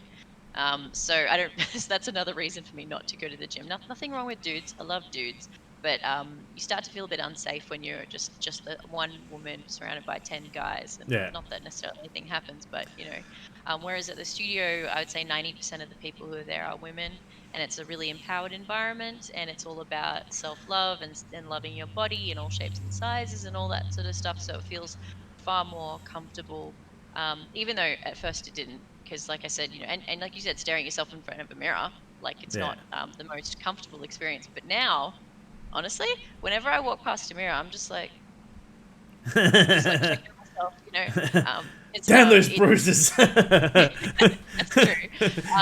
But it's also just it changed my perception of my body, and I'm still a curvy girl, and I've got no problem with that. But I used to, and Paul showed me that I didn't have to have a problem with my body anymore, even though because it's everybody can do different things or the same things, and you're all doing it slightly different ways, but you're all still doing it. It took me a lot longer to do some things than some of the girls who came in when I did. Like some of the people I started with are teachers now because they just were able to move up a lot quicker because they had more naturally athletic body types. And so it sometimes disheartening, but it was definitely the right choice. And I would say if anybody has any if they're self-conscious about their body, go do a sexy dancing class where you have to look at yourself in the mirror the whole time, because it's so confronting that eventually you're like, oh wait, maybe I am kind of sexy. But I mean, you might not do that after one session, but you got to keep at it a bit. Yeah. I do this class which I actually just did tonight, called Sexy Floor Work, and I remember I started doing it. I went and did it once because everybody was saying how good this class was, and I just thought, okay, because at that point I was doing the beginners classes and tech. It was like a really basic dance and some technical stuff. But I wanted to try something else. They said, do Sexy Floor Work, and it was one of the only other classes at the time. Now there's loads of different stuff. Like there's 90s pole, 80s pole, alternative, which is like metal and stuff like that, and then you've got rock and pole, which is like 70s and 80s hair metal dances and stuff like that. But Sexy Floor Work is a lot of, it really is loving your body, and the teacher who does it really tailors every move to every body type, and she's like, if you're not this flexible, you can do it this way. If you don't want to do this, you can try this. If you want to do this, you can do that instead. And she's so good, even though she's this tiny little person, and you're just like, it's easy for you to say, but then you can see that you look just as sexy or just as confident for yourself, because that's the other thing, is you're not doing this for anybody else except you. Yeah. And when I started, I used to wear the most clothing possible. So, like I said, when you start, you only really need your knees, the knee pits, and your hands. So I used to wear pants that were just above my knees, and like a full t-shirt, like covering up everything. But now I pretty much just go in a bra and what I call booty shorts. But it's basically underwear. And like you saw in those videos, you can see my butt and all the parts are out and everything. And it's and obviously I posted on the internet, so I'm not too worried about it. Yeah, well, no, and that's what I think is the great part. Like, I know that when we talked about, like, and I, of course, wanted to ask your permission, even though I have your Instagram and that is sort of your permission, I still wanted to make it, clear that, Yeah. I asked for your permission beforehand. But, like, you, if you're putting it onto an Instagram, if you're putting it onto a Twitter, if you're putting it onto that, then, you can see that self-confidence in yourself is there, because it's like, hey, I'm gonna, I'm not just showing you for the sake of showing you, I'm showing you because I'm feeling better every time I do this activity. Yeah, and it is kind of like a way to push yourself. Like, I used to not film myself. When I first started, I didn't film myself. So I'm like, I don't want to see this. Nobody wants to see this, And then one of the teachers said, you should film yourself because you can see what you're doing. Because in real time, even though there's a mirror there, you can't really see what you're doing as a whole. And so as soon as I started filming myself, I started improving so much faster. Not with the technical stuff so much, but more with the actual dance. Like you said, I'm very smooth and flowy and everything. It's because it's lots of hours of practicing getting those fluid movements, and yeah, just reviewing everything that I do, and yeah, so posting myself, like my first video ever is on my Instagram, and the angle's really awkward and my timing's really awkward and everything, but I was surprised that people were like, "Oh my god, this is amazing!" Even though looking back at it now, like it's not. You're like, But you did that wrong, you did that wrong, you did that wrong, and you did that. Like you're the world's biggest critic of yourself. you absolutely are. But it's it was it was a huge boost to my self-esteem to feel brave enough to post it. That in itself, but then having other people say that you look amazing and you're doing amazing things was incredibly validating. And eventually, like, I used to just, this sounds incredibly vain, and I don't care really that much. I will sit on my phone and watch myself for hours. Like, I used to, what my favorite thing to do at the studio is to go to the studio and just dance for an hour by myself. Because the studio hours have changed since COVID and everything, I haven't been able to do it as much, which is why I don't post it as much. And obviously I haven't been able to go as much. But I used to just go to the studio. I'd be one or two people in the whole room, and I would just put music on that I wanted to dance to, and I would just dance for an hour. It was exhausting and sweaty and wonderful. And I would review that footage, and I would try to find that 1 minute I was going to post on Instagram. And I would have, like 46 full minutes of dance. Yeah, I would just sit there on my phone on the couch for a couple of hours just going through it, and it's yeah, it made me feel so incredibly happy with myself and actually love my body for the first time as an adult. Well, I guess ever. Who remembers loving their body when they're a child? Most 13-year-old boys. Hey, and 10-year-old girls. when class first starts and you get like some new people, is it like sort of like you got to get past the giggle party where like okay, now everyone grab the pole, and like 10 people like hee, she said grab the pole. You don't get over it. Like there's some like with just grabbing the pole and thick pole, skinny pole, yeah, that gets tired pretty quickly. But there's some things that you so there's a shape that you can do called a ball, and it's a little bit further up. It's in Tech 3, just if that means anything to anybody out there. So that's like a mid level. So there's beginners, and then you can go all the way to like Tech 7 and advanced. So this is Tech 3. So it's called ball, but I think the ball is actually in Tech 4, but you start prepping for it in Tech 3. So we refer to it as ball prep. And the teacher who I learned that off, she giggles every time, and she's been pole dancing since like it came to Australia in like 2006. So and obviously just well, but like okay, so you got the pole dancing, you got the exercise, but then every second other photo in Instagram that isn't you and Delta Ross loving each other is beer. Oh yeah. I didn't know what you were gonna say. Thought it might be selfies. Yeah. No, I do like beer. I went through a big period a couple of years ago where I was just super into beer. I still do enjoy drinking beer.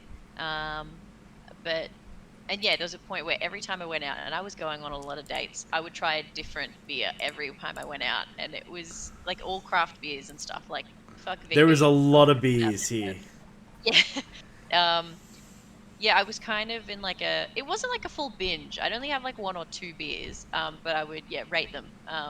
But on my own scales. I don't care for numbers of like, 5 out of 10 stars or whatever, like, and sometimes the scale was really specific. Like one of the ones I could think of, it was like 1 out of 8 naked Danny DeVitos. Doesn't mean it's a bad beer, because you don't want many naked Danny DeVitos. I mean, maybe you do, but it was actually quite a good beer. It was a weird scale. Nobody really understood that one, but yeah. Yeah. And so, like, what? You're not on the beer phase at the moment? Is that what you're saying? You've like sort of tethered off away from drinking the craft beers? Well, a couple of years ago, I ended up going on. This might be TMI. I won't tell you completely what happened. But I had tonsillitis a bunch in 1 year, like 7 times. So I had to go on antibiotics 7 times. And if any women out there knows what happens when you mix, when you take antibiotics and then a yeasty product like beer. So I started to have some health issues relating to beer, so I had to go off it for a while. I do have it every now and then still, and I still enjoy it, and I'll like to try a new beer. Like I tried one a little while ago. Narco Fox. Oh no. Yeah, you get it, Narco. You get it. But I've been on the rum more lately. I went on this pirate ship thing a couple of years ago, which, fun fact, Dean the Breaker was on, but this is before I knew Dean, because so Dean actually went to my pole studio at one point, and so we followed each other on Instagram, but we didn't know each other. And this was pre-Dal. That's how long ago it was. And then at a certain point, I was with Dal. We started officially dating in February of this particular year, and I went on this pirate ship. It turned out it was a promotional thing for what's that rum? Captain Morgan. So they had all these free Captain Morgan drinks. I just like dressing up as a pirate, so I'm like, fuck yeah, I'm gonna go on a pirate ship as a pirate for some booze. So yeah, we had rum, dark and stormies, and all that sort of stuff. Then the next day, I was on my Instagram and then saw the pirate ship thing. I didn't recognize anybody on that boat when I was there. I was there with a couple of girlfriends. I was just going through my feed, and sure enough, Dean the Breaker was on. Yeah, that's from that night. He was on the same ship at the same time, and I even remember seeing his story. One of his friends, I'm like, I saw that guy. Who's his friend? How did I not see Dean? But now I actually know him, sort of. We haven't like met in real life again since, but yeah, it was just one of those funny small world things. But yeah, rum is probably my drink of choice these days. Rum and ginger ale. It's like the poor man's dark and stormy, because dark and stormy has mint and some other shit in there. But yeah, I will take any opportunity to dress up as a pirate, honestly. There's another part. I'm sure there's 2 parts. Yeah, there's the other pirate. Now, okay. How did you endow me? How did that all come about? Oh, well, it was really one of those happenstance things on, I swiped right, he swiped right. It was Tinder, like. Really? Modern romance. Yeah, really. I'm not gonna sugarcoat it. I was a big hussy for a little while. It was great. And Dal happened to be amongst some of the men that I met in that period. And were you like, beefcake? The reason I swiped right on his profile. The reason I swiped right on his profile is because he had a photo of him holding, like, was it like 8 pizza boxes? He was just like this. And a pile of pizza boxes. I was like, all right, sounds cool. And his opener was something like, insert witty opening line here, or something like that. And I can imagine he's cringing right now. Oh no, this is good. We went out for a date, and he was super cute. Made me really uncomfortable with his accents. And he kind of fell in love with me. And I didn't want a relationship, so I said see ya for a little while. But he still was such a lovely person that we stayed friends, like just every now and then messaging. I went on a big holiday. I went traveling in Europe and America, and I got back and we just messaged a little bit, and he was like, yeah, like let's have lunch and show me all your photos from your trip. Genuinely just being the nicest guy in the world, being like, I still want to be your friend, this chick's really nice. And then you know, one thing led to another. He's beautiful. You know, couldn't help myself. And Swiped right again. things went from there, and yeah, he's kind of the best person ever. I mean, you guys know that from watching him, but he's even better in real life, believe it or not. Yeah, we live together now, which is really nice. Like, he's literally. Oh, can you see that there? That we shadow? we can see the shadow. That's Dal. It looks like you have a spider human in the background. there's like claws and legs hanging off the back of him, like, you know, like. The claw is my pirate sword. It's been in the back of his chair for a while. It just happened to go with the Witcher theme, so it's just been there. But yeah, we've been together. I mean, we've known each other for longer than this now, but for almost 2 years. And things are going pretty good. So I guess the next thing that, you know, everyone asks after that is, have you guys like secretly popped the question? Am I going to get an exclusive here? Has he popped the question to you? No, that has not happened yet, much to my dismay. No, we're good. Where things are, but oh, look, I don't think marriage is. I think marriage is an institution that needs what Flaming Scott said, some IRL firmware upgrades, right? Because marriage is a church term, and it means something so more. But like Corner Flag Games, who's with his partner, they're in a de facto relationship, been together for the last 14 years, have 3 kids, not married. Look, I will say I do want to get married, and not because of any societal blah blah blah. When you find the right guy. Yes, when I find the right guy. No, just because I gotta tell you, I really love Daldaros. Like, I really fucking love him, and I want to celebrate that on a big special day and tell the world just how much I love him, and hopefully how much he loves me, and just like be joined forever. Oh, you know what though?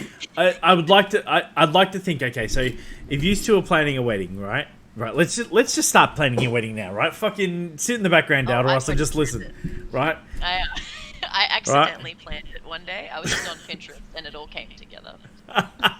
But are you gonna do like some like themed, like, you know, be awesome if you guys were like, you know, dressed as pirates, you That's know, a great idea, actually. You were on a pirate ship, you know, the captain like, you know, get you guys, put you together, and then makes you walk off the plank together. Like, you know, that's the symbol. You know, I'm the captain of the ship, I'm going to marry you, and now off the plank yous go. Maybe. But I did go to a Star Wars themed wedding in November of 2019. It was fantastic. I got to make up my own character because they were like, you can either dress up like normal or just like chuck in a little Star Wars belt buckle, or you can dress up as a character, or you can make up whatever the fuck you want. I made up my own bounty hunter, and she was fucking cool, and I just had the best time. Al was not invited though. He didn't come up with a good costume. Sorry, no invitation. No, like, it was a group of friends who, when they sent out the invite, Dal and I had only been together for about 3 months officially, so I didn't expect them to invite him. But now they love him. And Daldaros, Yes. does everybody know your first name? I think most people know my first name because you say it randomly on screen. I know, I can't help it. Do you mind if I out you now? So it is the most white guy name ever. And every random character in a TV show or movie in the background will be called this. So my friends who got married at the Star Wars wedding, whenever they see Daldaros, they say the Gary. If you've seen, yes, okay, right, because I'm about to like full like fucking fanboy out on you, right? There is one fucking TV show that I could not, I cannot wait for season 3 to come out, but I fucking love Final Space, right? I love its music, I love its animation, I love every fucking thing about that show. So every time he makes a Final Space reference, when he says douche canoe, I'm like, oh yes, that's what I needed. Every time he says douche canoe, right? Well, because we decided to watch it, and then the guy's name was Gary, and we were just like, the Gary. It's just so Gary. he is the Gary. So my point is, the Star Wars couple do love him. They just didn't know him back then. That's the only reason we didn't get it. Best cosplay ever you two could do. He could go as Gary, and you go as Nightfall. How fucking awesome would that be? Yes. We'll see what we can make it happen. Maybe that'll be our wedding. Yeah. If he comes dressed in like oh my god. But see, this is the problem, because he can dress. He's got two options to dress as Gary. Either he dresses casual Gary, who's got the jacket and the jeans and the shirt, or he dresses. But the one I would prefer, him dressing in the uniform of the United Federation, and we'd all prefer him in the uniform. In the red uniform, the white neck. Oh my god! And then you just rock up, just full Nightfall, bounty hunter helmet, cloak. Just I'm talking the older hot, older hot Gwen. Like when she's all like decked out and has like the tattoos and shit on her face. She's got the electronic implants. Yeah, 100%. Yeah. The older hot Gwen as Gary would describe it. Yes. No. Sorry. That's how it went. Is that what you planned? That's 100%, and I am I will come as the commander and be. I'm just like wear a green suit that has glowing eyes. No, we could paint. Actually, you know what? We could paint Crit completely green, and he could I actually love that. And he could come as Mooncake. It is fruit cake. Yes, I love it. Nah, look, you know what? When we were talking about before about shows that make you cry, no shit, that show made me cry. I'm certain I cried at some point. I can't remember. I'm a pretty big sook when it comes to TV and film. When Avocado died, that killed me, right? And then when his dad died, it was like. I was like I had 2 episodes, and then when Gwen died, I'm like, fuck this show. I'm just I fucking needed a tissue box next to me. Now I can watch it without crying, but watching it for the first, oh man, gutted me. Ruining. Yep, I'm with you. And little Carter, anytime he had a moment with his little hologrammed dad. Yeah. Look, I really want a season 3. I want a season 3 so bad. But yes, no, I do. Actually, you know what? Now every time he's on stream, I'm just going to hear that voice. It's the Gary. Sorry, Del. If he rocks up to stream with a metal arm, I'm going to be like, oh shit. He's got into a tussle with the Supreme Commander. If he ever shows up with a metal arm, I will be deeply concerned.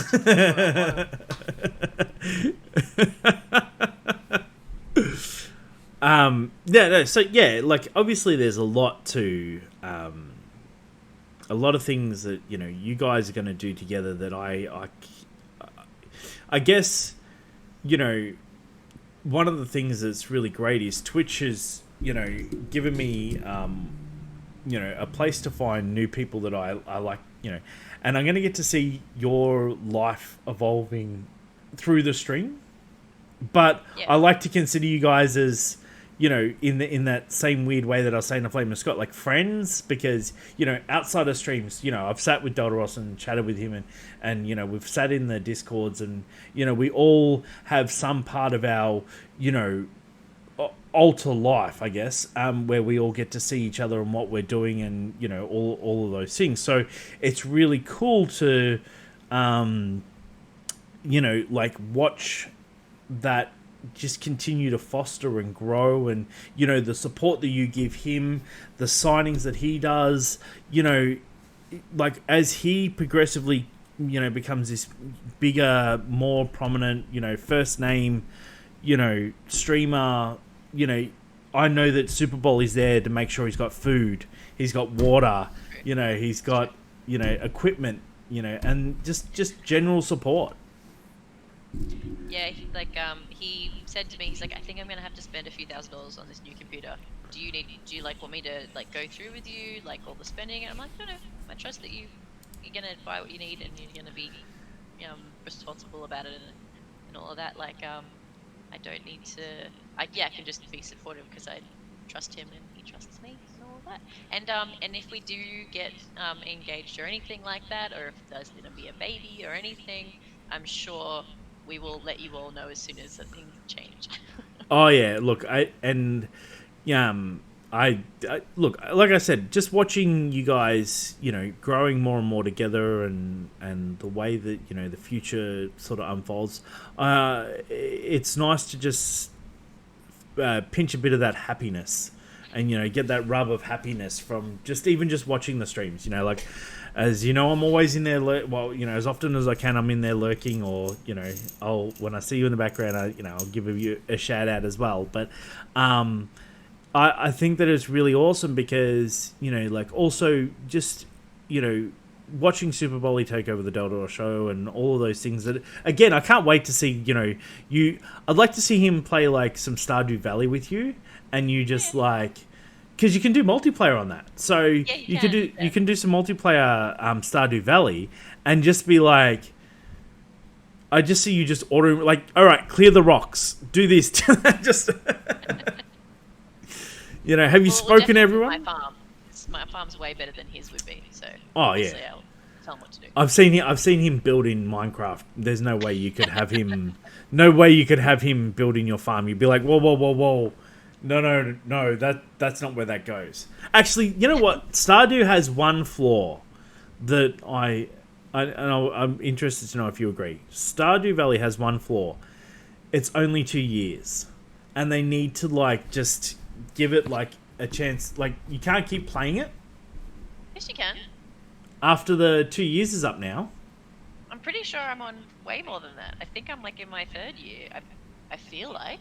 I mean, look, to be fair, I probably haven't played it for 6 months, so I can't remember exactly. I've been playing a lot of... The last time I played it, you know how you basically, you go up again, you got 2 years to basically return this town to, a functionality. Yeah. And before... So, yeah, that's what I mean. It doesn't feel like... I wanted to keep going with the town. I wanted your kids to, grow up and... as you have kids and stuff, they grow up and you can use them to farm. Well, I don't know, because I left my marriage stuff really late. So I think I'd already reached 2 years, because I fixed up the town center. Yep. And then I got married. And then I had kids. So I'm pretty sure I'm already past 2 years. I will have to check that. I need to find out how many years I'm in, because I really think I'm over 2 years. So I'll find out and let you know. Yes, please do. I've played Stardew Valley with my daughter. So we'll and it was cool because we had a couple of houses. And then we also had Skittles come and play with us. Just other streamers just come and play Stardew Valley because it's fun. Yeah. I like the environment there. I think that it's cool and it's so simple. Yeah, super simple, super chill. It's Harvest Moon basically. Did you ever play that when you were younger? Yep. Not Harvest Moon, no. Well, it's basically identical. There's very few differences from my memory, anyway. Well, look, I really had a great time, and I really thank you for, showing us, the person behind the scenes. I actually, looking at that reflection behind your shoulder, I'm thinking like, I am the great and powerful Oz. With the green curtain, too, Yes, hey? he's got the emerald curtain. Just start waving your hands around, screaming, "I'm the great powerful Oz." No, but like it's really nice to see the dynamic, the other side. It's just absolutely amazing. Thank you so much for coming on here, Super Volley. I do like to try and have relaxed, chilled, and fun streams. So you've brought all of that. No, this was great. Thanks for having me on. It was really nice. And I got some exclusives. You guys are going away. Your shoes. I got some good stuff here. Right? We got. I genuinely mean this. Think really hard about doing a podcast where you talk about movies and stuff, because I think that it would be a blockbuster. You know your stuff, and lots of people would love to listen to you. And you could do that in the own comfort of your own, without it, all the time. That's true. I will think about it. Thank you for the encouragement. I'm always here to encourage. But yes, I really think that it would be a lot of people. I for one would make sure everyone in GPU follows, because hell yeah. But Okay, yeah. cool. Well, at least I've got at least how many people then? At least 50. At least 50. Okay, at least 50 people. All right. We often want her to replace Dow. I know, that's what I mean. Like, channel points to, take Super Bowl to take over the stream. I mean, if you could get, a little bit of, just a 10-minute review of, what you thought of a film or something, would be awesome. Okay.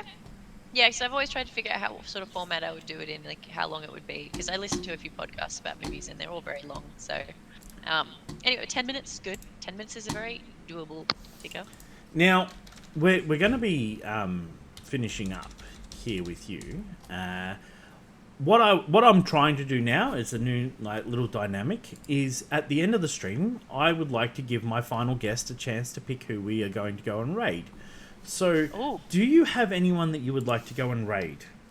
I actually have a friend he's real small time. He's I've got two choices here. So my good friend Ev Case. Mm-hmm. He is. I don't know if your group of peeps are interested, but he's playing Call of Duty. He's actually fantastic at Call of Duty. He's not just a handsome face. Yep. He's actually very good at it. So can I just type in his name? Yeah, if you just type in his name, then I can send us off there. So obviously I'm not on Twitch very much. So that's his name there.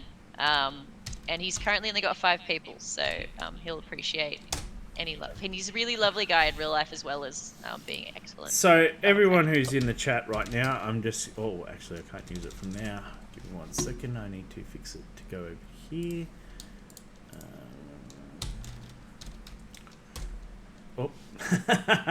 Helps if I actually knew how to use a computer. So... Get this. And don't forget to watch Dal on Monday, Tuesday, Thursday, Friday, Saturday from 12 p.m. Australian Eastern Standard Time. Yes. And That's don't the forget plug. to do that. Because, well, everyone should be watching him because he's amazing. And then when he gets his lovely partner to come in and have some fun. People who are subbed, please drop that in as your raid. And for people who are not, we will do these one. Oops, helps if I can spell. Helps if I can spell. And I've got next to no time to get it done. So please show support, give them a follow. new person from GPU. So let's all have fun and say thank you and welcome to the new person. Again, thank you, Super Bolly. Have a great night. Thank you. You too.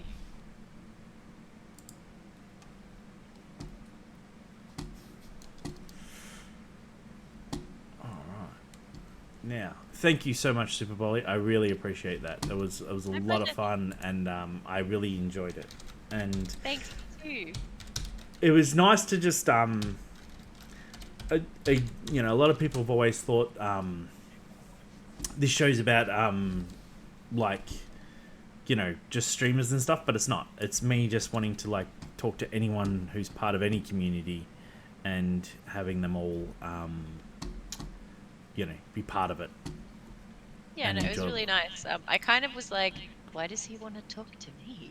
But just because I don't stream, obviously. But no, it was really nice, and it's a first for me being interviewed like or anything. And Oh, look. and, yeah, I thought it was nice. really awesome. And what I really liked about it, again, is just... I know you said about the TOS for the thing, but as long as I don't play the music, you know... Oh, yeah, for sure. It was all good. So, yeah, no. I just wanted to...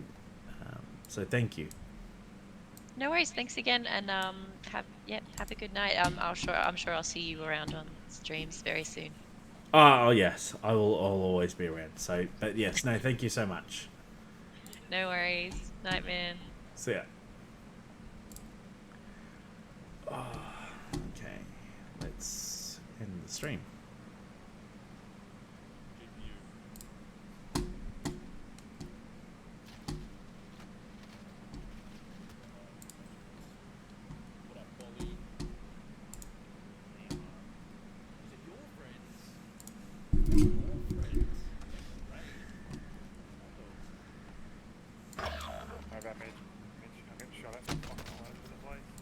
Jesus.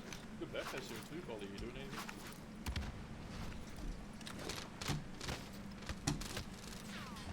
Oh, that's like bullshit. Amar and Dolly.